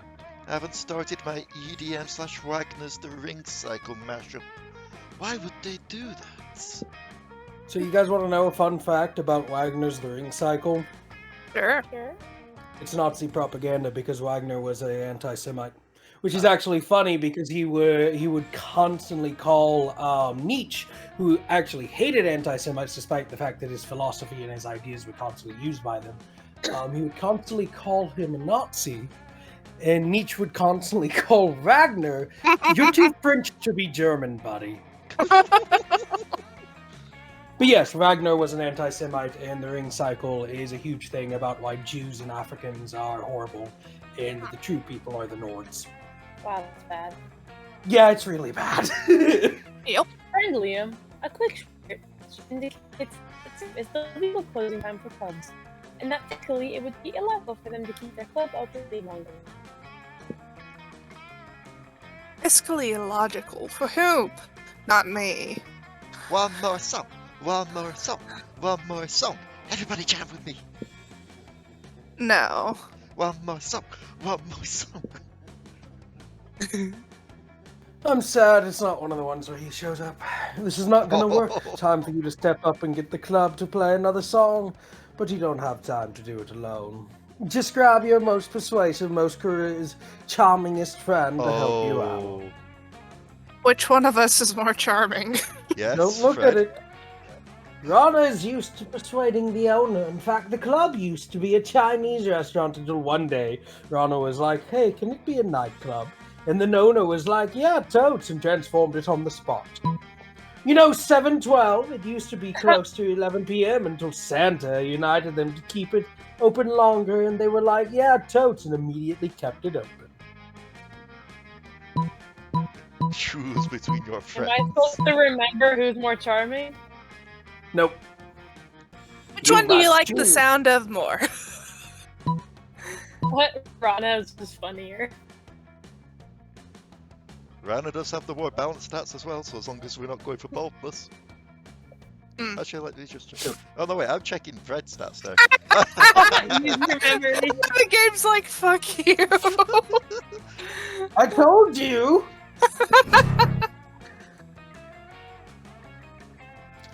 It went off man. charm. What was Santa's charm? It just No, went Mine off. was I'm one sure- higher than Rana's. Wow. Yeah, Ranna, do the thing. Use the plus charm, convince the invisible people. Invisible people. Polly, what are you talking about? I can very clearly see the club owner and all the other patrons right there. Right here. Visual indicates that this is rude. The club is incredibly good. You can very probably see this. She's probably just on super shrooms. Again. They're like shrooms, but super. Rana doesn't seem to be concerned about the club owner's visibility one way or another, and instead walks right up to him and demands the club stays open for one more song. The club owner looks at you with pure disgust on his face, and face, and face, and face. He is the mini-headed Hydra. What? No! I'm not going to do that just because a ghost, a robot, a vampire, a gorgon, and 3, whatever the fuck you all, stop making demands. I'm supposed to rearrange my entire life. By the North schools, your generation is so entitled, it makes me sick. One of my eggs is already puking. You know what? Not only am I going to play one more song, I'm going to play one less song than I already picked. That makes no goddamn sense, and yet somehow he manages to do it. You lose one song that was already played already. Oh, and also -2 funds and -1 smarts. Fuck your balance. Oh. Everybody choose a TV show. Say your choice out loud to the rest of the players before clicking Doctor Who. Star Trek! My Little Pony. Good one. Legend of Vox Machina. Ooh, that does count. It counts. Player order is decided based on how possible it would be for you to explain the plot of the Oh, fuck me! Fuck me! To Plato, given he's brought back to life only so he can watch a TV show. Actually, Plato would love Doctor Who, but it'd be hard to describe. I'm last. I ain't gonna fight it. So, what did you say, Fred? Star Trek? Star Trek primarily uses Plato, like, philosophy and shit. Yeah. Theoretically, hyper-advanced society that travels through the stars is not difficult to explain. I mean... Yeah, but is it more difficult to explain than just colourful cartoon ponies being friends? Colorful. Colorful cartoon ponies being friends is the easiest for sure. I mean, we're talking about Plato here. And if there's... Okay. There are two Colorful, people. sentient, non-humanoids being friends and kicking ass. Oh, in that case, here's I'm the second. Here's the thing about Plato. Plato was too smart for his own good. And he could, viably, because, I mean, he did create fucking Plato's Parable, aka the Cave Parable, aka the Shadows of the Cave. And a shit ton of other things. Also hated Socrates, and Aristotle hated Plato. So, yes, viably, yes. Horses is something that he would imagine. I mean, Greek mythology. There's a shit ton of horses. I would say then Exactly. that Fred would be second, given that Star Trek does use a lot of Plato. So, explain it to him, he'd be like, oh yeah, no, I know, I made that. Yeah, a lot of the philosophical ideas in Star Trek probably originate with Plato. Then me, Fred. Because Star Trek, or at least the original, is more than just, ooh, unified nation among the stars. Let's go. Let's go. More fun. That day during recess, you shot a half-hour wave that goes full crazy. Rave, not wave. You spot John, the name there, who seems a bit sad. He explains to you that he's worried people are so used to calling him Juan, the small magical Latino cat, that now everyone defines him only by his size, magically, ethnicity, and species. He's more than that. You correct him. You don't see him in such simplistic terms and convenient definitions. It's just that there are around 23 other different Juans in the school, so adding all that, his name is quite necessary. You tell him you'll never forget about him in the crazy adventures you both lived together in the Monster Prom's prequel, Monster Middle School. Which is not a thing. But just imagine that becomes a thing. You have a great time remembering those crazy stories. You gain +2 fun. On your way out, you spot Polly still wearing the lab coat she stole from that human party the other night. She takes it off and throws it at you to get your attention. Hi. Yo, that Hi. human party convinced me I want to be a scientist. Well, not just like any kind, a party scientist. What's a party scientist, you ask? I'm just a scientist who's dedicated to discovering the secret to the raddest party. Through a series of extremely scientific experiments, I aim to discover what exactly makes a party good, so I can distill whatever it is into a violent trinket. Or, just have really dope parties all the time. Anyway, I'm going to a bar mitzvah tonight, and I need your scientific advice. What can we do to push this party over the edge? Electric slide, but with actual electricity. Or chemistry. Science. Yeah. Science! Let's go with electricity. Talking. Later that Ah. Look at the maths! I don't know why I never thought of this before. It's just basic science. Lightning gives life to Frankenstein. Well, technically it's monster, but we don't talk about it. Frankenstein is So a snitch to... technically, it's only what's in the Hollywood movies. Electricity gives life to me. Is a He's the snitch to get pilot. a massive sexy flailing limbs? Oh. Oh. Which is also what a party is. Lightning is the life at a party. What's that? You want to know who the bar mitzvah boy is? I don't know. I don't know any of these kids. Crashing a bar mitzvahs, the height of party culture. You have so much fun. You forget to tell Polly she should have said Frankenstein's monster. You gain +2 fun and +1 charm. Actually, his name is Adam or Prometheus, is whichever one. He doesn't have a name. All right. Oh, we know he's just putting on the ritz. A little nervous voice. He is. Alright. Alright. Class. Fucking Off to nerd. the class. That day you listen to your elders and learn valuable lessons. Sometime after all the monster nonsense and the dating gimmicks, you forgot that attending class is supposed to be the primary activity at this high Got school. a little friend on his shoulder.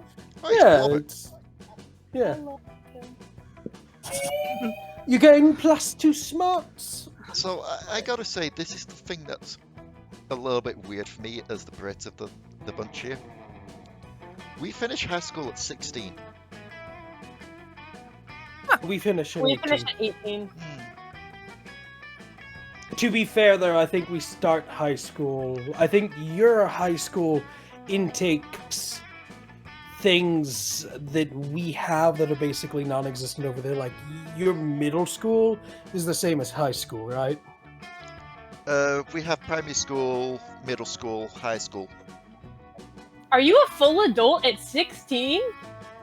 and then we have college and university. Are those different? Interesting. But like college and university are optional. Are those different?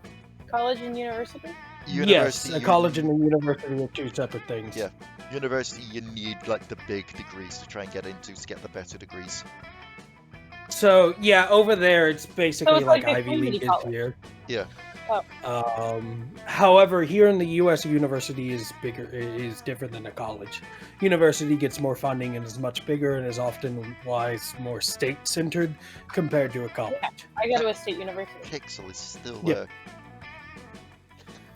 And it looks like Calculus is off by himself again, working on his virtual reality. I guess I did calculus here. You don't know he's able to you don't know how he's able to shirk so many school responsibilities to work on this project. Then again, you shirk responsibilities all the time to fuck your classmates. So, as you approach, you notice the air around him is several degrees warmer than usual. He must be pretty worried about something. Hello, friend Fred. I am worried about something. You sure it? Nailed it! All was progressing well enough in my virtual world. Intelligent life evolved and developed language and society, and kept senseless violence within standard parameters.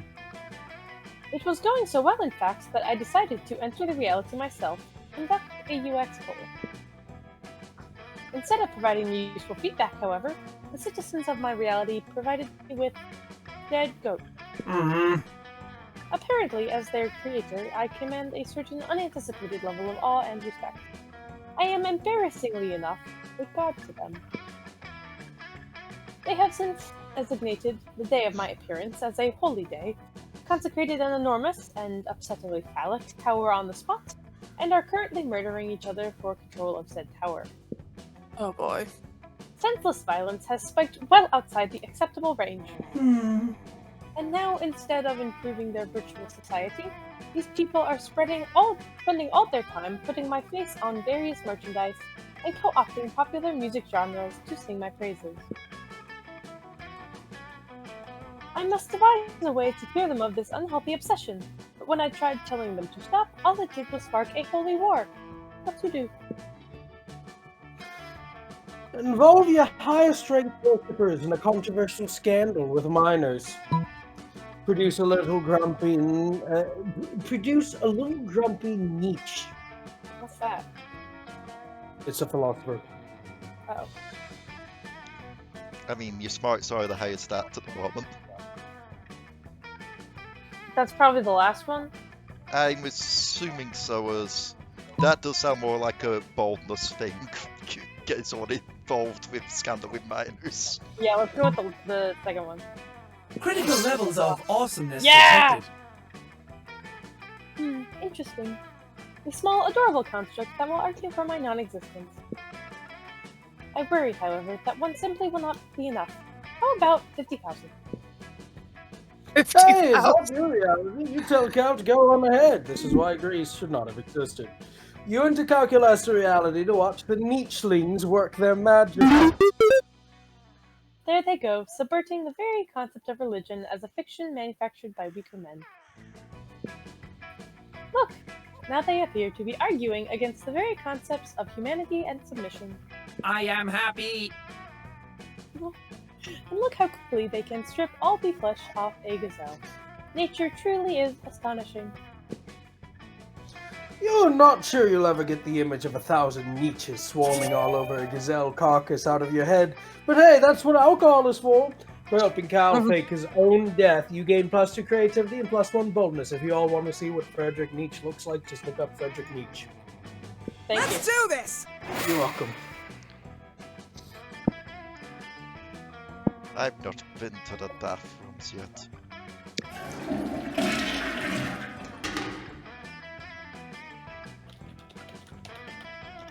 Oh, he has an absolutely marvelous mustache. That day you skipped class, intending to spend the term in the bathrooms. But you encountered 3 wild hyenas on the way there. Who the fuck runs security here? Anyway, you subdue them with the help of a hair comb. God bless the Monster Scouts and all their idiotic scenarios they prepared you for. By the time you get to the bathrooms, you've totally gained +2 boldness.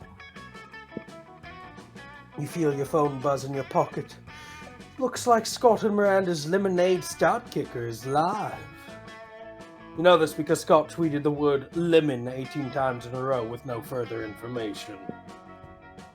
As you round a corner, you see Scott and Miranda huddled over Miranda's diamond-encrusted waterproof mirror phone. What? Oh, I think it says 12 people have barked your campaign so far. Why would they bark at a Start Kicker campaign? Unless it was getting too close to them in the park! Scott, it says 12 people have backed the campaign. That means they want to bring our creative project to life. In other words, they gave us money for lemonade. Ah! Right. I mean, I knew that. I definitely know how to read. I just, forgot for a second. Anyway, yeah, 12 barkers. Backers. Yuck! Only 12 people? That's impossible. We need at least 4,000 more mindless peasants, backers, to meet our funding goal. Ugh. Tweet Lemon again, it's got to work this time. Oh dear. Your friends are terrible at interneting. I wonder but just as Scott is struggling to read through some of the comments in their Lemonade campaign. I can see somebody put letters on the page. Miranda, can you read it? Somebody said, "Whoa, hype for this lemonade thing. It blends my 2 favorite genres, lemons and beverages." This person commented, "Can I order 2 lemons if I double my pledge to $300? Can I order extras of the lemonade body pillow?" Can't wait to see lemonade when it's released. Any chance we could get lemonade on the Switch? Sweet. Switch. Sweet. See? These comments prove it. We have the most regal, classified, sourest liquid ever. I just don't understand why we don't have more backers already. I mean, lemonade is the best liquid ever. It's even better than water, and I need water to live. You take pity on your dumb monster friends and pledge $69, nice lol, to their Lemonade Start Kick campaign. Go get the social capital now and cancel your pledge later, because you're fucking mean and smart. Great. Whoa! Right. Made your number go up. It's so great. Bro, how'd you even do that? Egad, you must be some kind of internet witch. Well then, help us fund our start kicker campaign, witch. Witch, brother! Luckily, you majored in crowdfunding at Hot Witches University, despite the fact that you're not done with high school. Help your friends become a viral sensation so they can make sour citrus drink and also tons of cash. Convince an internet celebrity to voice the lemonade, whatever that means. Make the lemonade the center of the latest internet controversy. Oh my god, did you see what lemonade did? Luckily, you know just what to do to get a bunch of people talking about something on the internet. Turn it into a pointless, unwinnable argument. Have you all heard about the guy that believes that he's the reincarnation of Hitler and wears a nose ring and a Reich pendant?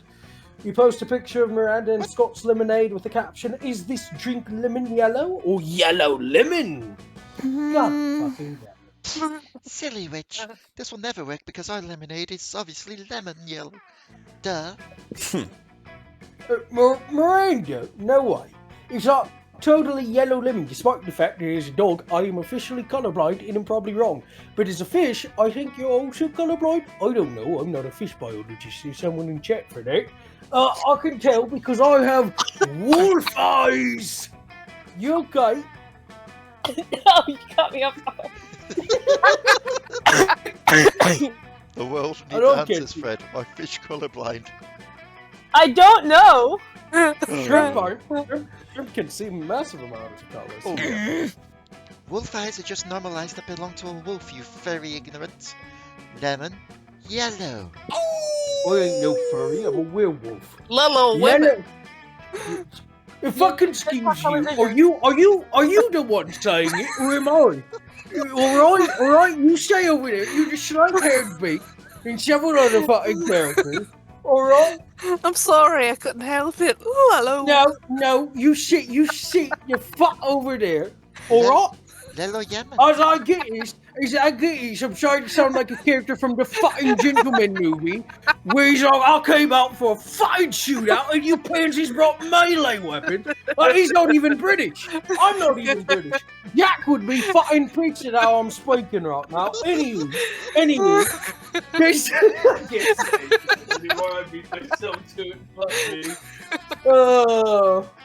Lelo Yemen. God damn it. Lelo Yemen. Yellow lemon. Scott and Miranda aren't the only ones arguing. For 3 straight days, the internet erupts into a vicious war, with thousands pledging allegiance to either the Coalition of Lemon Yellow Truth or the League of Yellow Lemon Justice. It's a feisty online battle full of sassy comments. Some people use his arguments to justify why global warming is a hoax, because this is the internet and it's always somehow turns out this way. You could even say it's a lemon party. Oh, piss off. On the 3rd day, the two sides declare an actual for-real winner. Their battle will last for 2 decades, with violence raging around the world and thousands left dead. But who cares, because both sides rally their followers to back the Start Kicker campaign! Oh. Oi, yo, Miranda, bro. I'm sorry that I got mad about the lemonade colour. Maybe all along our lemonade was the colour of friendship. I forgive you, Scott, but mostly just because we're making all this money and getting all this attention. Yay, money and attention! You definitely dead-ass caused the full war, but at least your hot dumb friends are happy. Your eyes gleam with the colour of friendship, and you gain +2 smart and +1 fun, you fucking monster. Sure. I hope you're happy. So fish do have color vision, and in fact their vision is better than ours because they have a 4th cone for seeing into the UV spectrum. Oh, well, that's fucking nice to know, but you're a That's little how I late knew on it that. was lemon yellow. Lemon yellow. It's yellow lemon, you fucking witch. Anyways, let's go to the fucking library. I feel like this is what young pork fucking sounded like. That day, you spent some time on the library PCs managing your stock ticker. You deceived lots of people with sensational video and impossible promises. Nice. You gain plus money, but almost everything goes to cover costs and you keep +2 money. Later, you, Vera, and Miranda meet to prepare your case for the Ruthless Rhetoric class. Your scenario for the week: monsters finally rule the world, but puny humans still demand equal rights. How will you deal with such audacity? 14-hour workday, media censorship, start a fictional war. Sounds like so much work. Can't we just throw money at them?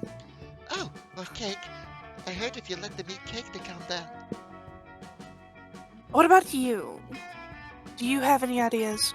You're not one of those group members who just lets everyone do the work, are you? No, I'm just doing it for the money. Just remember the 3 R's: relocation, re-education, and reintegration.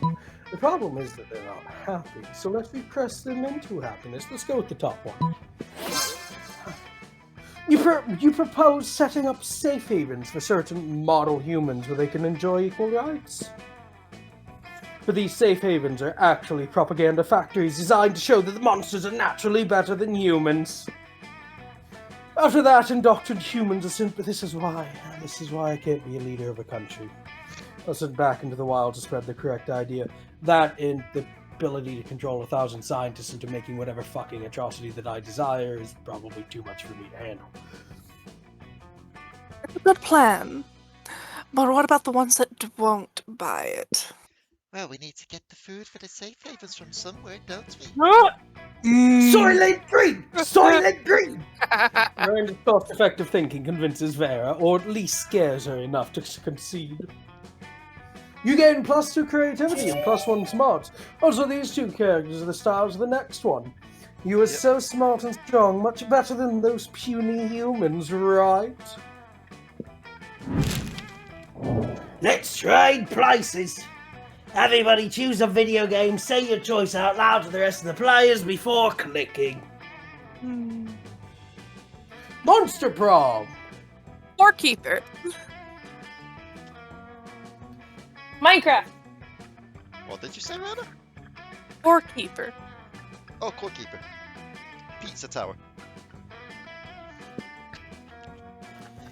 Player order is decided based on how difficult it would be to teach a person from ancient Sumeria, brought to life only for this purpose, how to play this video game until they become a pro gamer. Oh man. Core Keeper might actually be the more complicated one here. Yeah, I'd say so. So, now the question is, what's harder? This game that we're playing right now, Minecraft, Pizza Tower. I don't know what Pizza Tower is, but Minecraft feels pretty I don't know what Pizza Tower is either. Minecraft Same is with fairly Pizza easy. Tower. It's that You'll have new, to show us that sometime. Yeah, it's that new game that came out that plays like a Wario Land game, where you just like half the level. Yeah, is that trying one to get sounds through all like the it'd be pretty secrets. difficult. The second half is just a speed run through the level to get back in time. Yeah. I think that one next. So what is complicated? How to I feel like- find monsters or how to build houses with blocks. Well, Minecraft is so open world. You can just kind of do Here's the thing, though. The Sumerians were the very first people to write about humans banging monsters. Epic of Gilgamesh. Enki, anybody? It's been long expected that Gilgamesh and Enki had a gay relationship, but even on that end, you have Ishtar fucking literally everything under the sun. Like, the Sumerians created the entire idea that this video game is based upon. Always remember, the oldest form of religion was a bunch of furries and monster fuckers. Yeah. See you, everybody. I'm gone. This So has you're been taking another, last place then? This has been another story time. Yeah, no, I'll take the last. Yeah, I'll take the last place, but it's true. It is true, though. Oh, we're getting towards it. 2 more and then it's The Prom. Sumerian. Let's The go. Sumerians were kind of the first Let's go. like credited storytellers. Ranna, I where do you want Paul's this? right there, but the vampire guy looks funny. But I want Polly because I have the most fun at the moment. You arrive at Carly and Vera's table to find them eating. Wait, both of them? Oh, yum yum, I sure do love food and eating. Look at this food go in me. Hmm. Yes, this cafeteria Sloppy Joe truly has a subtle taste of flavor profile. Also, I said that wrong. Subtle. Finally, you notice the cause of the absurdity. A well-dressed businessman sitting at the next table, watching both women intently. Oh yeah, I didn't know you like this, baby. My eating is realistic and erotic. Words I never thought I'd be saying for 100. Be cool, Polly. The man wants to pay us for eating in front of him, not screaming about eating. Big Papa Papa's has a certain little enjoyabilities. Fuck you. Is this not what eating That's a character is? in the second group. I forget. While Vera tries to explain eating to Polly, the businessman shyly approaches you and gives you a small bow. Much obliged, friend, he says in a soft voice. Are these two fine ladies your friends? I must confess that I have searched far and wide for a suitable candidate to fulfill my rather unusual fetish. This is a legit fetish, by the way. Being a student at a high school for monsters to eat food while I watch politely from a distance. It is a real fetish. It's a real thing. People do this. But I find myself unable to choose which of these two beauties to hire. The snake-headed one possesses a certain grace. Yeah, pay me, motherfucker. Pay me to do a thing I was going to do anyways.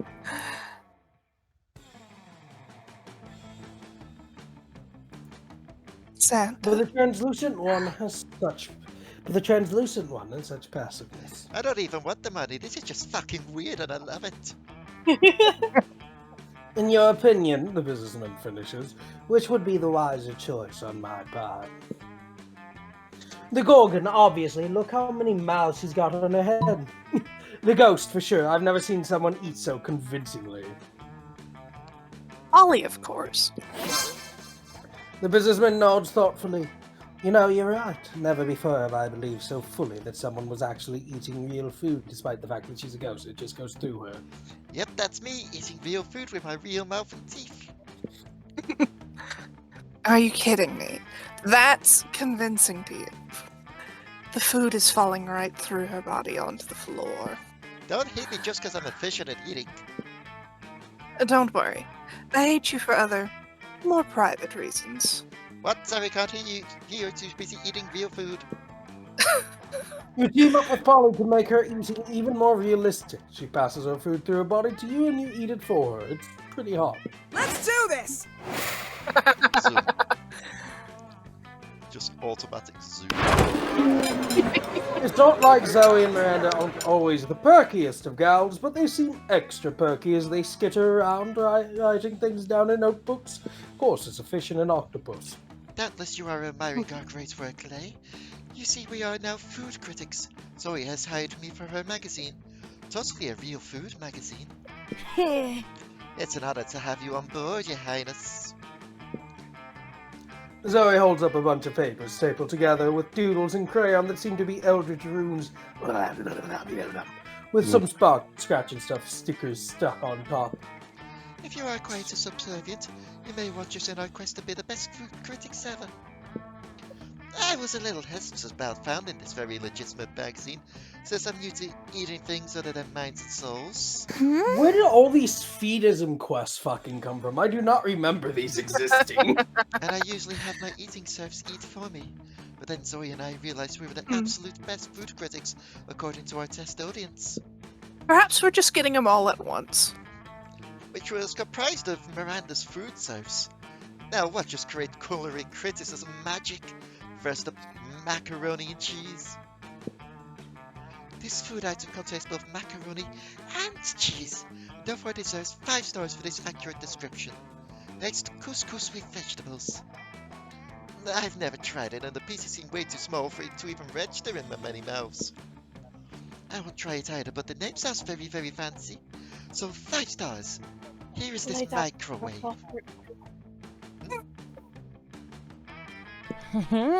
Ah yes, this is very shiny and a very cubic shaped, which is are both good qualities for a food. 5 stars. Here are some French fries. They don't seem to be particularly French, but they don't seem to, fish. but they don't seem to be particularly un-French either. Fucking octopus. Oh dear, how will we ever determine their Frenchosity? I mean, we could On, just on, listen on. to it. Easy, that's your specialty.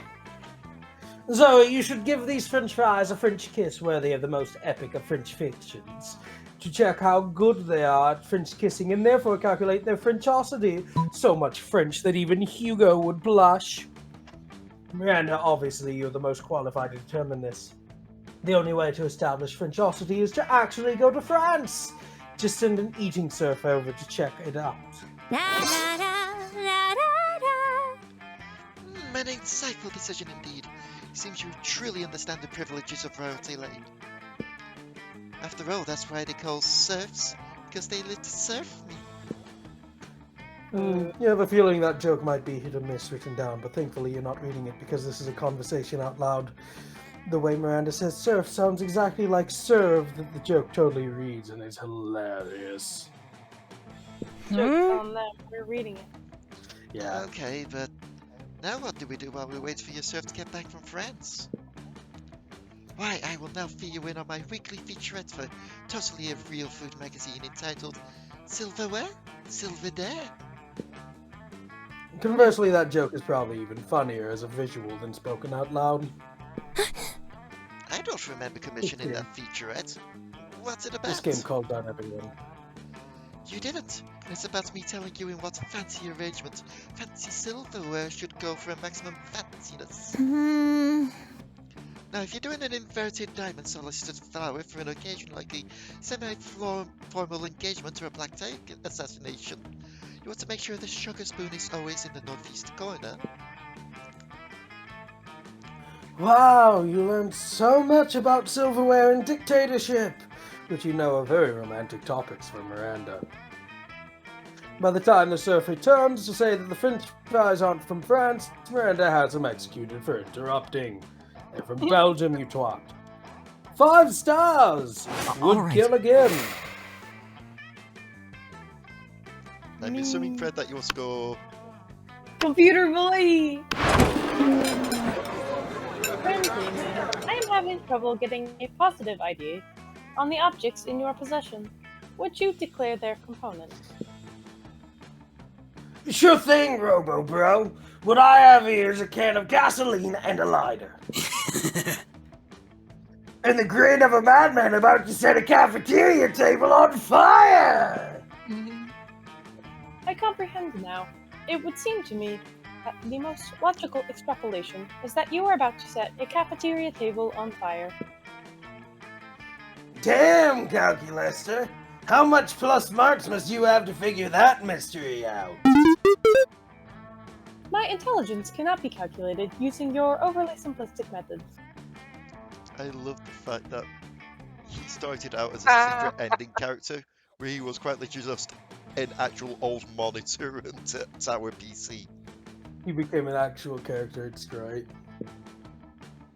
However, my morality module indicates that setting a cafeteria table on fire is not within the bounds of acceptable school behavior.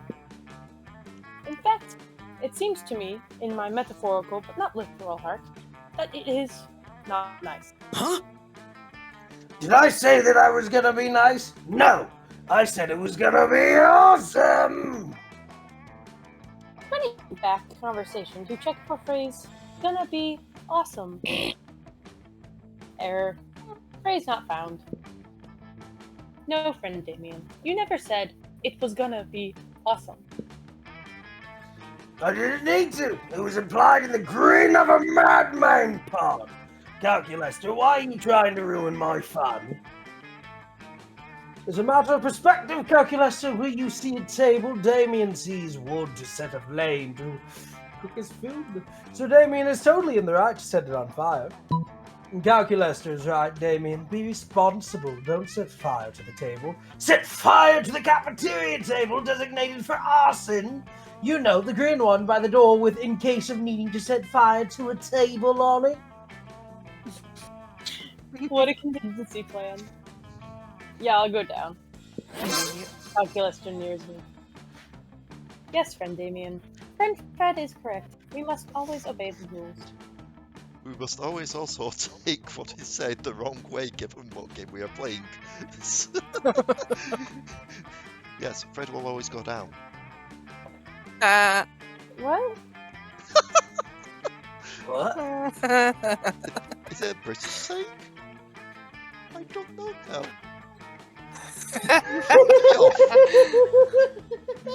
Let us carry on before I question things. Ah, yes, before it gets The rule calculated. of Asimov. The rules of Spooky High.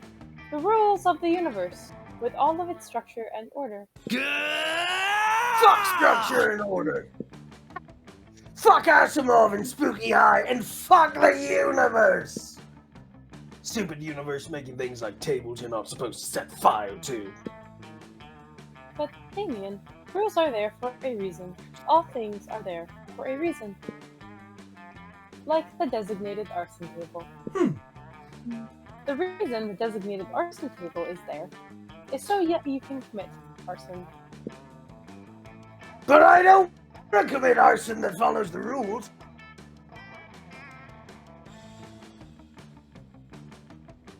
Santa?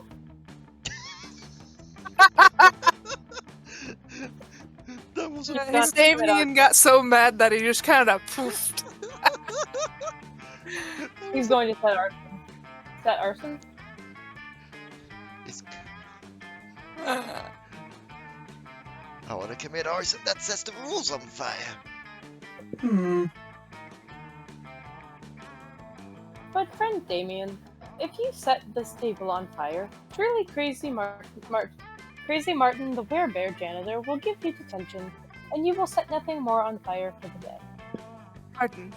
Whereas Werebear? if you set the arson table on fire, you may be free to set many more things on fire for the duration of this day and every day. Dope. I am happy. Thank you, friend Fred. Oh, there we go. I think I'll send to Damien. I think we did a good deed here today. Santa, welcome back. Santa, you Damien too hard. Good idea, Spooky High. Fairest for thought. Sure. You know There's what? Yeah, let's go talk to Dimitri. Why not? Wait, Dimitri's here? Doesn't he have somewhere better to eat lunch, like an evil banquet or Tim Hortons or something? Tim Hortons. I can see the confusion lit upon your face, and I can assure you I am not here to indulge my palate in this delicacy that is sloppy monster fries. Dimitri pulls out a clipboard and a stack of pamphlets. Come to the dark side. I'm here on a recruiting mission. Tell me, have you ever considered the benefit of joining the dark side? The pay's great, whatever you can steal. We have a killer dental plan, fangs included. And the upward mobility is unbelievable, because your superiors will constantly be killing each other. Plus, you get to the bed each night knowing you've helped to make the world a little less safe. You give Dimitri a disappointing look and point at your Dare t-shirt. No, you've gone through the dark arts resistant education, have you? Well, let me sweeten the deal then. How about the free trial of one dark side perk? Sure, what's the worst that could happen? You ask him to explain. The art of monologuing about your evil plans in great detail when you have your enemies trapped in a compromising position. Rock a cape. Let's go with the top one. Your power is admirable and sexy. Oh, you want to know how to monologue like a true villain, do you? How interesting, how very, very, very interesting indeed.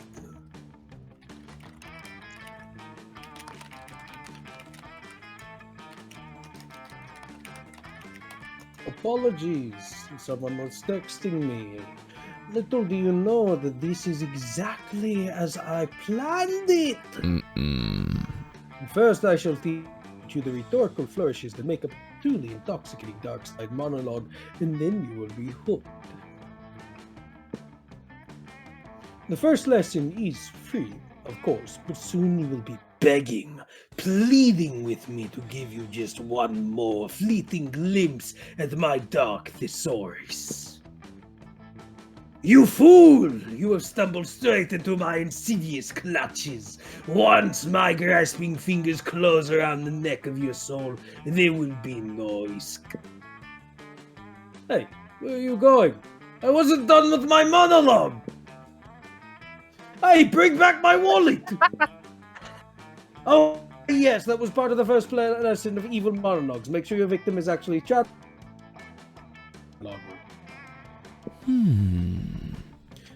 You're an excellent pupil, and I look forward to working with you further on the dark side.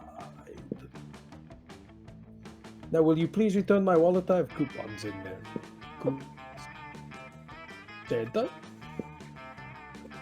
Coupons aren't the only thing Dimitri's wallet has in his wallet. There's also plasma money. Nice, you just robbed Dracula, bitch. Still last trade places. Everybody choose a food. You say your choice out loud for the rest of the players before clicking French fries. Hon hon hon. Fudge. French fries. Fudge. Rice. Fries. Rice. I'm not eating right now. Rice. My ass. Actual food. I like pizza. Pizza. Nowadays, they make flavored water because we get people don't know how to spend their money anymore. Player orders decided based on how expensive you think water flavored like the chosen food could be. Rice wine is kind of already wine flavored water, isn't it? Yeah. Yeah. And it can get And quite rice expensive. is as well. sold in Japan for pretty cheap. It can get expensive, but it's also sold pretty cheaply too. What was it that Rana said? Fudge? Fudge flavored water is chocolate milk. I don't know how to feel about you saying that. That's not right. So I think it's up to Milk Pete or and milk. French fries. I feel like those are the ones where it's like the Uncle Lester's get your fixings sort of stuff. Yeah.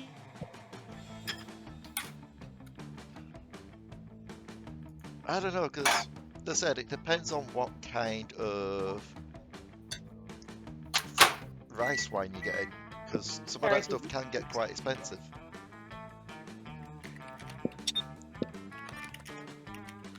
I don't know anything about wine. Or rice, which I'm assuming is a... It's I feel like Oh, sake? Yeah. sake is a type of rice wine, but it's not the only rice wine. There's other rice wines. There's just a rice wine called rice wine. Yep. In that though, I almost want to say French fries because it's like pizza. I see pizza flavored things all over the place, but I don't really see a lot of French fry flavored stuff. That's because French fries don't really have a distinct flavor except salty. Exactly. Salty If and anyone's going to potato. scam and if anyone's gonna scam a bunch of people out of money because you all have a, like bacon flavored stuff that tastes awful, it's gonna be based off something that doesn't really have a taste that like translates to other things. It's like truffle. Truffle's awful. Yes, it's super expensive. got a point. Fair point. Actual truffles are delicious. So, it's between me and Fred, I'd say, because I think fudge flavored water is probably already a very common thing. Depends on the type of fudge / chocolate that you are using as well, because chocolate can also get very expensive. This is true. That is true. The microwave is beeping. Sorry. Friggin' Miranda in their microwave. I'm going to say, go give it to Fred there, And then, since the pizza was probably one of those ones where it's like, it's the funky flavour, you got to order it online.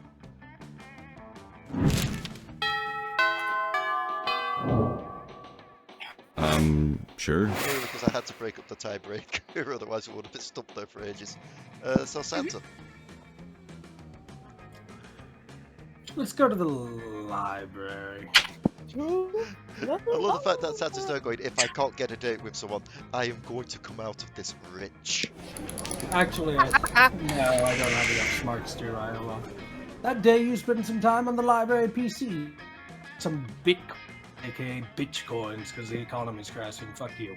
It's supposed to have something to do with solving algorithms and the rise of cryptocurrency. Hot damn, monster problem in FT. But you guess that nobody actually has any fucking idea how it really works? Did we have someone else just enter the chat there? I think someone came over someone's mic. Yep. Anyway, you gain +2 bitcoins, which is equal to plus dollars. Which unfortunately is equal to 2 monster dollars, so +2 money. Money, money, money, money. You notice Vera standing in the corner pissed. Really? It looks like a fresh spray on the back of her head is actually 2 of her snakes fighting, poisons flying everywhere. Oh, I'm okay. It's just Hissy and Bob having another disagreement. It happens. This time they can't decide whether Miranda's domain should be called a kingdom or an empire. And it's like, who cares? I'm telling you, if they weren't my hair, I would sell them to Thailand, where they eat snakes. We eat snake in the US. Decapitating, to set an example, you could totally rock some bangs. Snakes get fired when they don't have jobs. Put them to work building your evil empire. I like that one. Evil empire. Great. Why? Why, of course. I'd forgotten how testy snakes become without gainful employment. It's all in the best... I wasn't done reading, you bitch.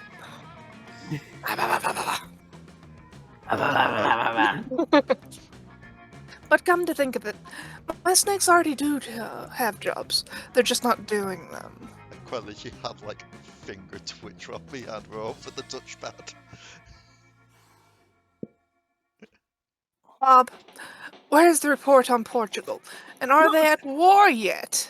It was my people. Hissy, have you poisoned the school's water supply like I asked? No. Then how am I supposed to sell water to Miranda's family? You think it's easy selling water to mermaids? Hissy and Bob pull out cell phones and start making phone calls. How do they pull out cell phones? They're snakes and their tails are connected to her head. You don't know which impresses you more, Vera's menagerie skills or the fact that the snakes can use cell phones without thumbs. Either way, you gain +2 creativity and +1 smarts. All right. 15-15. He's afraid. Mm-hmm. Where would a Fred like to go? I want to go to beginning, but even I didn't do any of that. Yeah, I didn't hear that either. You were a bit quiet there, Fred.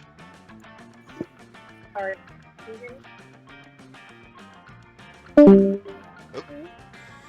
In the arms of Vera, Santa died today. Oh, that was Santa died. I thought it was Fred exiting. No, Red Class. darling, speaking. That did, the teacher. I did. We just decided you know what happened. Oh, cool. So Vera didn't murder you in the library. Got it. So she recurs to the classic technique of not giving a shit and putting on some kind of historical TV show for you to watch. Fuck this. What do you expect is that it's super effective. God bless the golden era of television, the TV show is compelling thanks to the ridiculous amount of nudity and bloodshed. At the same time, you actually learn a lot about history. You gain +2 smarts, and the realization the world was won by dragons. Calculus defines you afterwards. He's clearly flustered. In fact, he's hot to the touch. Stop touching him and ask him what's wrong.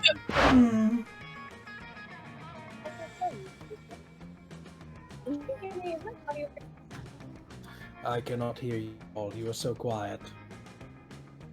Red, darling, you're starting to slowly get quieter. She's fading away. It's fate now. She's She's been consumed. she's left the mortal coil. Oh, she's Hello. back. All right. Hello. Hello. She stopped her ascension to return to us. You're still so quiet.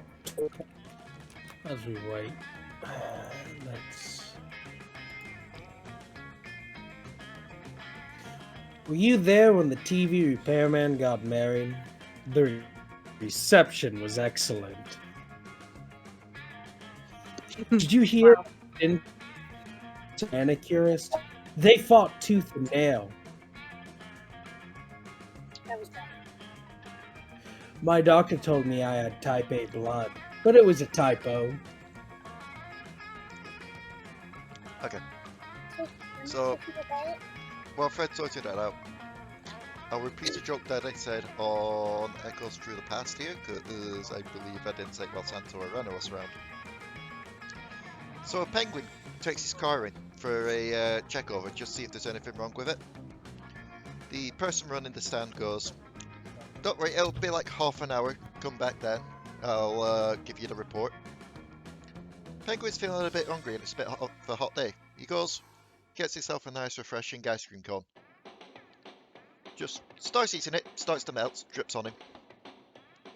And as he come back, the mechanic goes, "Oh yeah, no, it's fine." Looks at the penguin. "Yeah, you blew a seal." The penguin just looks down at the white dripping down him and goes, "No, it's ice cream." That's terrible. To be fair, Fred told me off for telling that one. She just went, "Why are you like this?" That's not even the worst kind of joke. Hey, I'm sorry, Fred. No, it's not your fault. It's just a circumstantial thing. It happens. Not your fault that technology's a bitch. I can be, or Leigh can be calculated if she wants to do that the entire time. You know what? I've done enough voices and that. What, Ranna? No, you do. Okay. I will tell you what is wrong, friend Fred. My virtual society has become too intellectually advanced. Oh god, that is going to kill me on longer sentences. You. Try to do just a monotone. Then go ahead and do it, Rada. I was just doing a suggestion to keep Leigh from losing their voice. No, they have not solved war, nor world hunger, nor Mondays, but they have begun to theorize about the nature of reality itself. Nature of reality itself. Trying to talk while inhaling at the same time is mighty stress on the vocals. Yeah. Some believe that the entire world exists on the back of an enormous turtle. I'm not worried about those people. Some believe that there are 4 elements on that enormous turtle, and an entire disc upon those 4 elements. Usroda. Elephants. Elephants. Nor am I worried about those who believe that life is but a dream. Those who believe it is a hallucination created by an evil demon offended me slightly.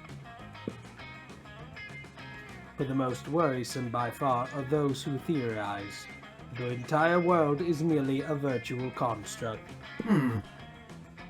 Surely, friend Fred, you can understand the inherent danger here. If my citizens discover that their reality is not real, They may rebel, destroying reality itself. It is the Matrix.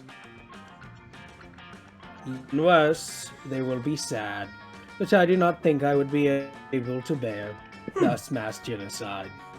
Please use your organic deviousness to help me lie to them more effectively.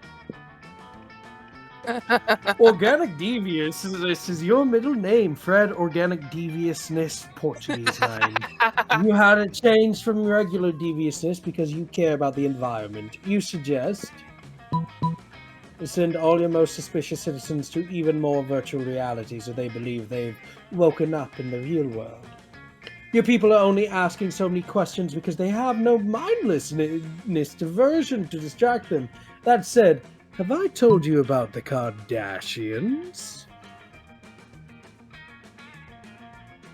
Top or bottom, Fred?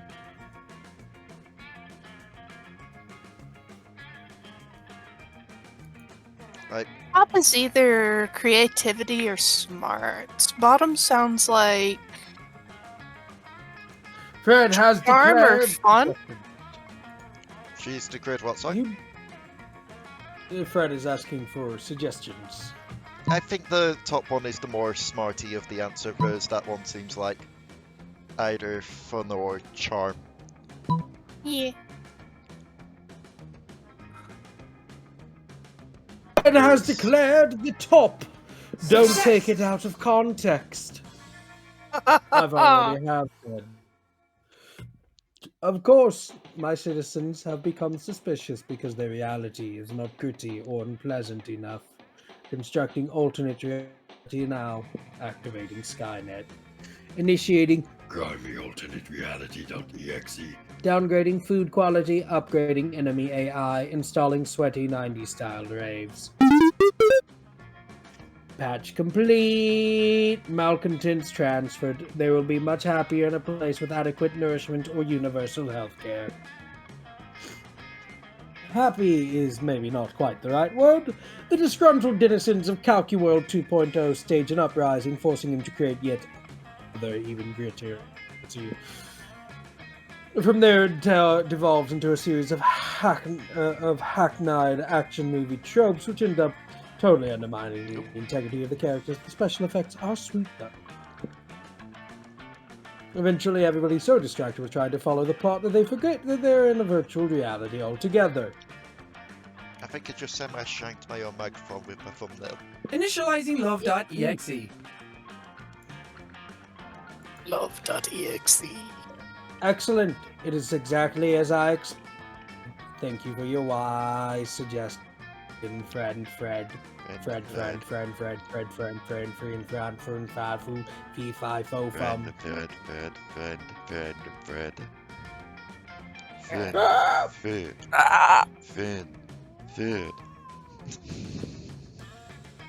You planned for this? Well, the important thing is that he thinks you planned for this, and you know what they say. Always build your relationship on a foundation of misinformation. You gain plus. Get all those plus sevens. 1 gold. Let's do this! Exactly, like Fred believing that I'm a real person just because she met me at a Ren fair. My time. I will go outdoors. Oh, you Stop mucking the names and let me hold the hand of my robots already. The day he says you start a half-hour rave that goes full crazy. At one point, Juan, the small magical Latino cat, slips on a banana peel. You start to laugh at him. Oh. I'm sorry, the term cat's been said so much, I need to do a Fredism now and just go, cat! Get! Cat! Cat. Get! Yes, she's a stop, but you don't. You laugh so hard at him that you somehow steal +2 fun from him. Hooray! And then he curses you by giving you a bad drink option in the second game, because fuck you. Ever since you helped Scotland with their Start Kicker campaign, it's all anyone can talk about. Literally. Miranda had a decree passed that the only legal topics of conversation are the lemonade, Start Kicker, the everlasting reign of the mer people, and how cute it is when a fluffy, scruffy kitty does do a nibble-wibble on a big, juicy mousey. AKA murder. Yo! Loy.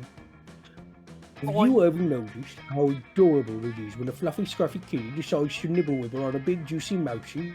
Because I fucking have, hell yeah. Scott, you're totally right. That is adorable. And an entirely legal topic of conversation. Speaking of legal conversation topics, I'm sure you've seen that our Start Kicker campaign is over 120,000% funded. We're about trillionaires now. But wait, Miranda. I kinda don't get it. Isn't all that money to make the lemonade and the backers? Oh, sure, but we sold each glass of lemonade for $50 Monster dollars. All it takes is 55 Monster dollars to produce it. So that's a 5%. That's a $5 profit per glass. Don't worry, my math serves at taking care of it. So the math blends into working in our favor. No, it doesn't. Alright, totally. But we still got one big problem with our Start Kicker campaign. Everybody already gave us their money. Scott and I have a 6-hour brainstorm. We figured out that if the same number of people give us more money, we'll make even more money. So that's why we're doing... Woohoo! Stretch goals! It's an idea we invented to get backers to increase their pledges. We just have to think of some goodies to go with the lemonade if we reach a certain amount. Like, for example, we kill an extra surfer every 5,000 above the goal. Coach says that stretching is like super important. You gotta do it before every game, so we've gotta have the best stretch goals ever. Ourselves, because character growth is in fact important. My stretch goal is to eliminate the entire air people species in time for Daddy's 400th birthday. My stretch goal is to stretch really and win all the points for stretching. So that's why we came to you, Leigh. You're like a total introvert witch. So we want to come up with we want to make a stretch goal for the lemonade Start game. And just to give you extra motivation, if you don't come up with the best stretch goal of all time, I'll have my torture serfs take all the bones out of your face. Touchdown! Yeah, Miranda serfs will take the bones out of your face, and I'll take slightly longer to text you back in the future. So, like, you better frickin' do it, but I'll be your friend if you don't, because friends are forever. I'll sure fucking take longer to text you. The stakes have never been higher. You gotta come up with the best stretch goals ever. So once again, you scroll through the human Prom 2 Start Kicker for inspiration, and you find the perfect idea. An exciting sequel for your lemonade, a new flavor. One of the backers gets a character in the lemonade. Oh my god, that's an adorable idea. We'll hold a contest and put one of the highest tier backers in the lemonade.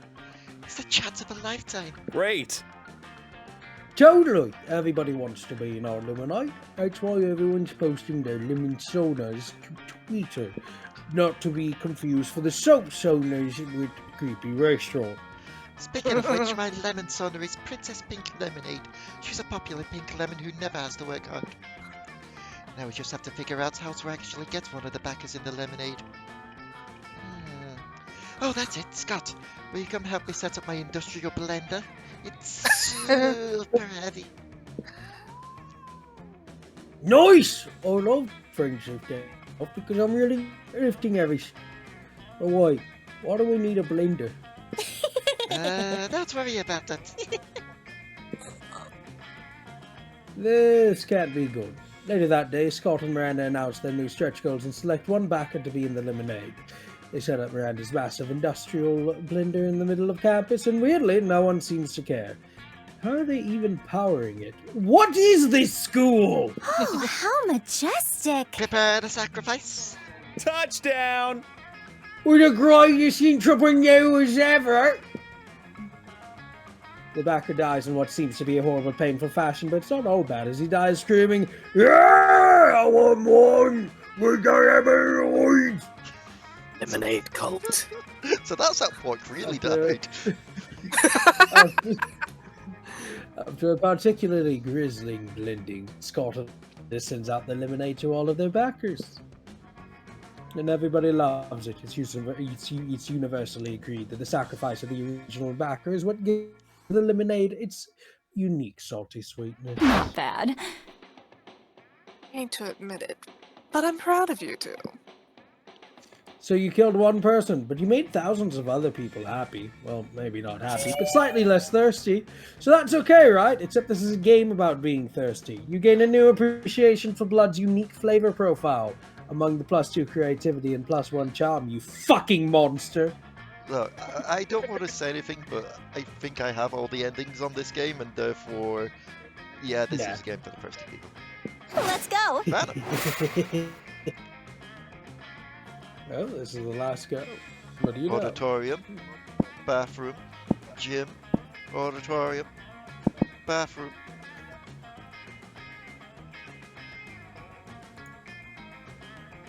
Ranna? Bathroom. Bathroom. How dare you skip class and just hang out in the bathrooms because you respect no authority. Well, in the bathroom, you tell yourself in the mirror that you are so bold, you tiny.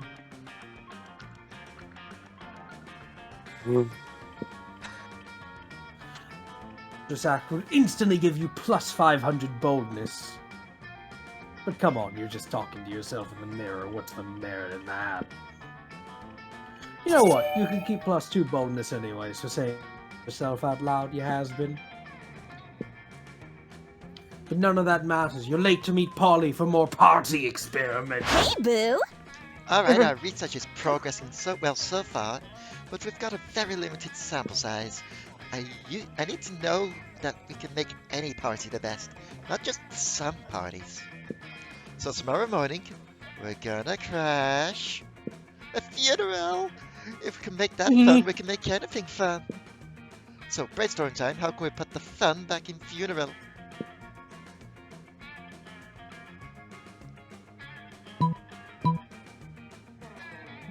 Possess the body of the deceased, bring him back for one last party. Bouncy castle! Woohoo! Woohoo! Ah.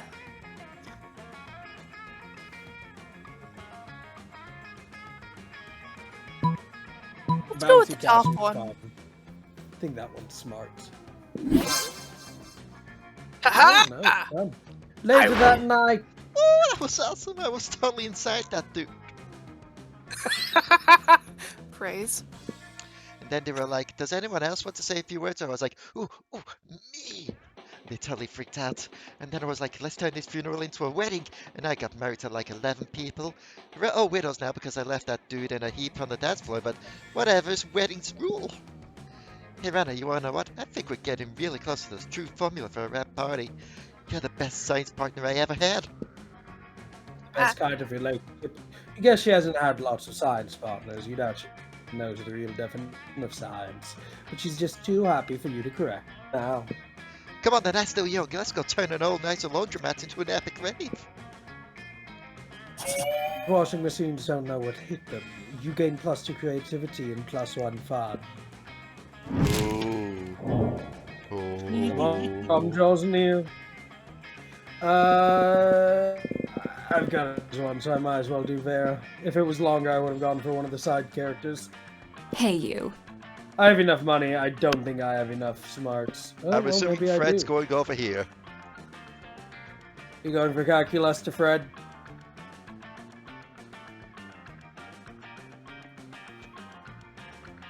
Magic Fred, what do you say? Computer boy! I can't do that on Prime Video. Shut up, computer! Computer boy is speaking. Wrong God computer. Damn it, Fred. You woke up my Alexa. I'm assuming Ranna? Yeah. Hey, Boo! Party. I'm having trouble. Computer! Sure. Just stop. Stop. Oh. You finally pluck up your courage and ask you the monster prom with you. Is it 15? I might be wrong. You're asking me to go to the prom with. Oh, sorry. Go on. My computer has messed up my mind. Go on. You're asking me to go to the prom with you. Have you seen yourself in the mirror? Oh, Your face is a crime that's against smart. humanity. Is it creativity? And not one of the crimes against humanity I enjoy perpetrating. Bye.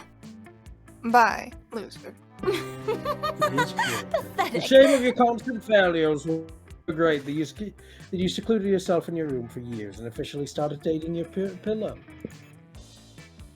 Waifu life forever. Waifu life forever. All right. Farewell. Hello, friend. Fred, you want to go to prom together?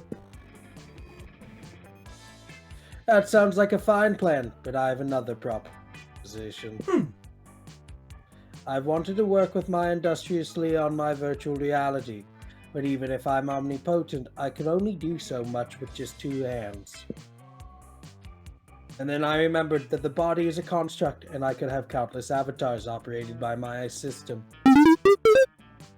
So I created dozens of calcubuddies. They're all me. But it's the first time I've done this, and so I thought you could help me again. This time to see if all my avatars are fully operational. We could check if their motor skills work properly, if their sensory receptors are sensitive enough, if I use the right proportions when designing their oh god, it's the robot orgy ending.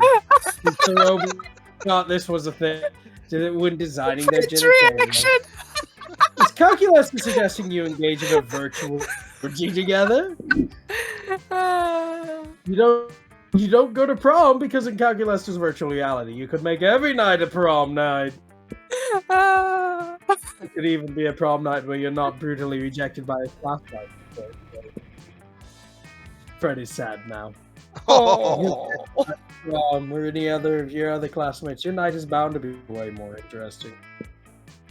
You're having an orgy with the Terminator. You meet Cal, log in the virtual world, and get ready for some calculus. Welcome to my world. Who cares about reality anymore? Big boys, little itty boys. City boys, the city boys. Dozens of calcubuddies of all colors and shapes. The weirdest shit is a calculus.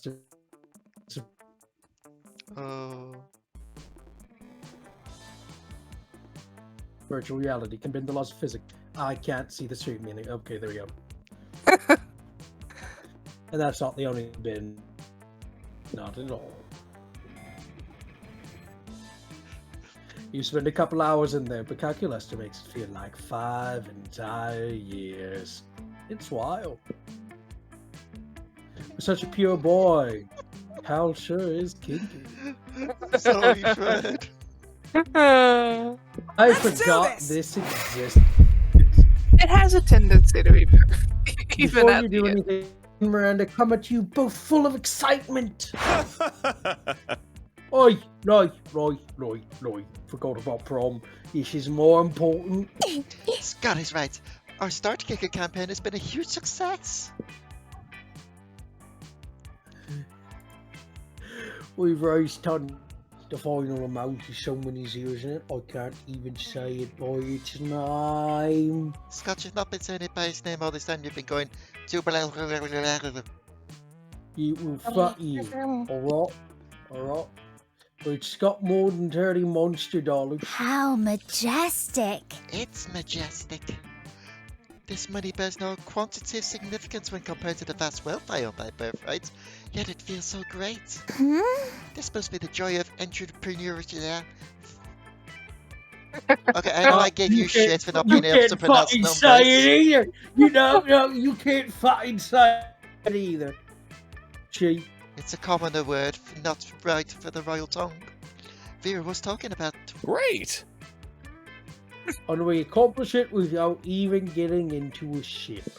And the best part is that it was all in exchange of promises, with no legal weight over us. We could just take it and flee. Oh, what, will we? Nothing else, Scott. Lemonade is an amusing endeavour, but it is good to know. Hooray! Ah, cool! The Start Kicker was a huge success! You've made so much money and promised to make something called Lemonade Reverse, where the lemonade drinks you. I can't remember if they came out with that one yet, the Monster Prom Reverse, where you get to date the 4 playable characters. Scott, Miranda, and you embark on a life full of business and lemonade, driven to the plays the great, beautiful lemonade fandom, which made all this possible. And it's a fresh, delicious life, especially because Miri and Scott look extra cute in the yellow suits they insist on wearing all the time. You got rich, I got into a robo towards you, and I'm with the pig. The softest and most adorable of lovers. Cheers! Let's go! And thus, it was Ranna. What? Prom? Of course, prom night will be another perfect opportunity to conduct our experiments in party science. So clever of you, that's why you're the best science partner. Oh my god, wait until the camp endings and then the road trip endings. We're gonna ruin That's prom. not what you meant. Sooner than expected, prom night is here, and the two finally crack the ultimate party formula. Drugs. You free some wild animals, you do lots of ecstasy, you awaken the dead, you even do the dance of joy. Yes! Yo. Everything is perfect. You feel floaty and full of energy, you see beautiful shining lights, and you feel connected to everyone. Obviously, most of that is thanks to the ecstasy, but still. You feel like you've conquered the night and put a flag with your names on the peak. Life itself! Then dawn comes. By now you're on the big hill by the sea, watching the sun slowly come up. No idea how you got there, but who cares? You're at peace watching the gentle tide of the morning. When you realize Polly has her hand over yours, she looks at you. Let's party till dawn, baby. You know what, Ranna? This might be the Molly token, but I think I finally got it. All these parties have been wildly different, yet all of them have been the very best. I put a lot of thought into it, and I could only think of one thing they all had in common. I think the formula to a perfect party must be sharing it with the right people. You don't. You just hold a hand as you spend the morning watching the sun slowly coming up the sea together. Fred, best at whispering nasty stuff to birds. Fucking birds. Miranda squats. Why can't I use my quote excerpt for this quote? How disastrous. I'm sorry, but Fred's just over here. Hey, little pigeon, let me whisper in your ear. No, it's just freaking Deuce and Jagara. While they're still mad at each other. Yes, subspecies is a stupid idea. Those 2 weeks were maybe the most epic and absurd weeks of our lives. I just realized something. In the dodgeball What? scene, We Miss Blue Girl's there. Fred never got to see Leonard. Never got to see Luna, never got to see Coach, never got to see the majority of the characters. Who's the armored dude? Oh yeah, the armored dude's the knight. Never. Yeah. A dumbass. Armored dude's cool.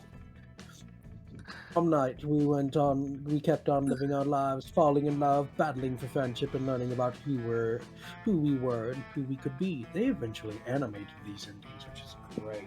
Oh yeah. And you know what?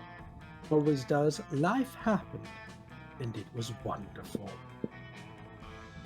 Miranda used her vast knowledge of serfs to get a job handpicking the best serfs for other people. Unsurprisingly, she ended up leaving her serfs to do the work.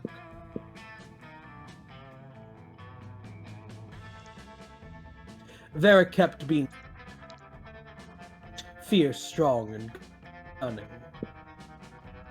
Some haters once said adult life would put that mean bitch in her place. But you know what? Vera ended up making adult life her a bitch.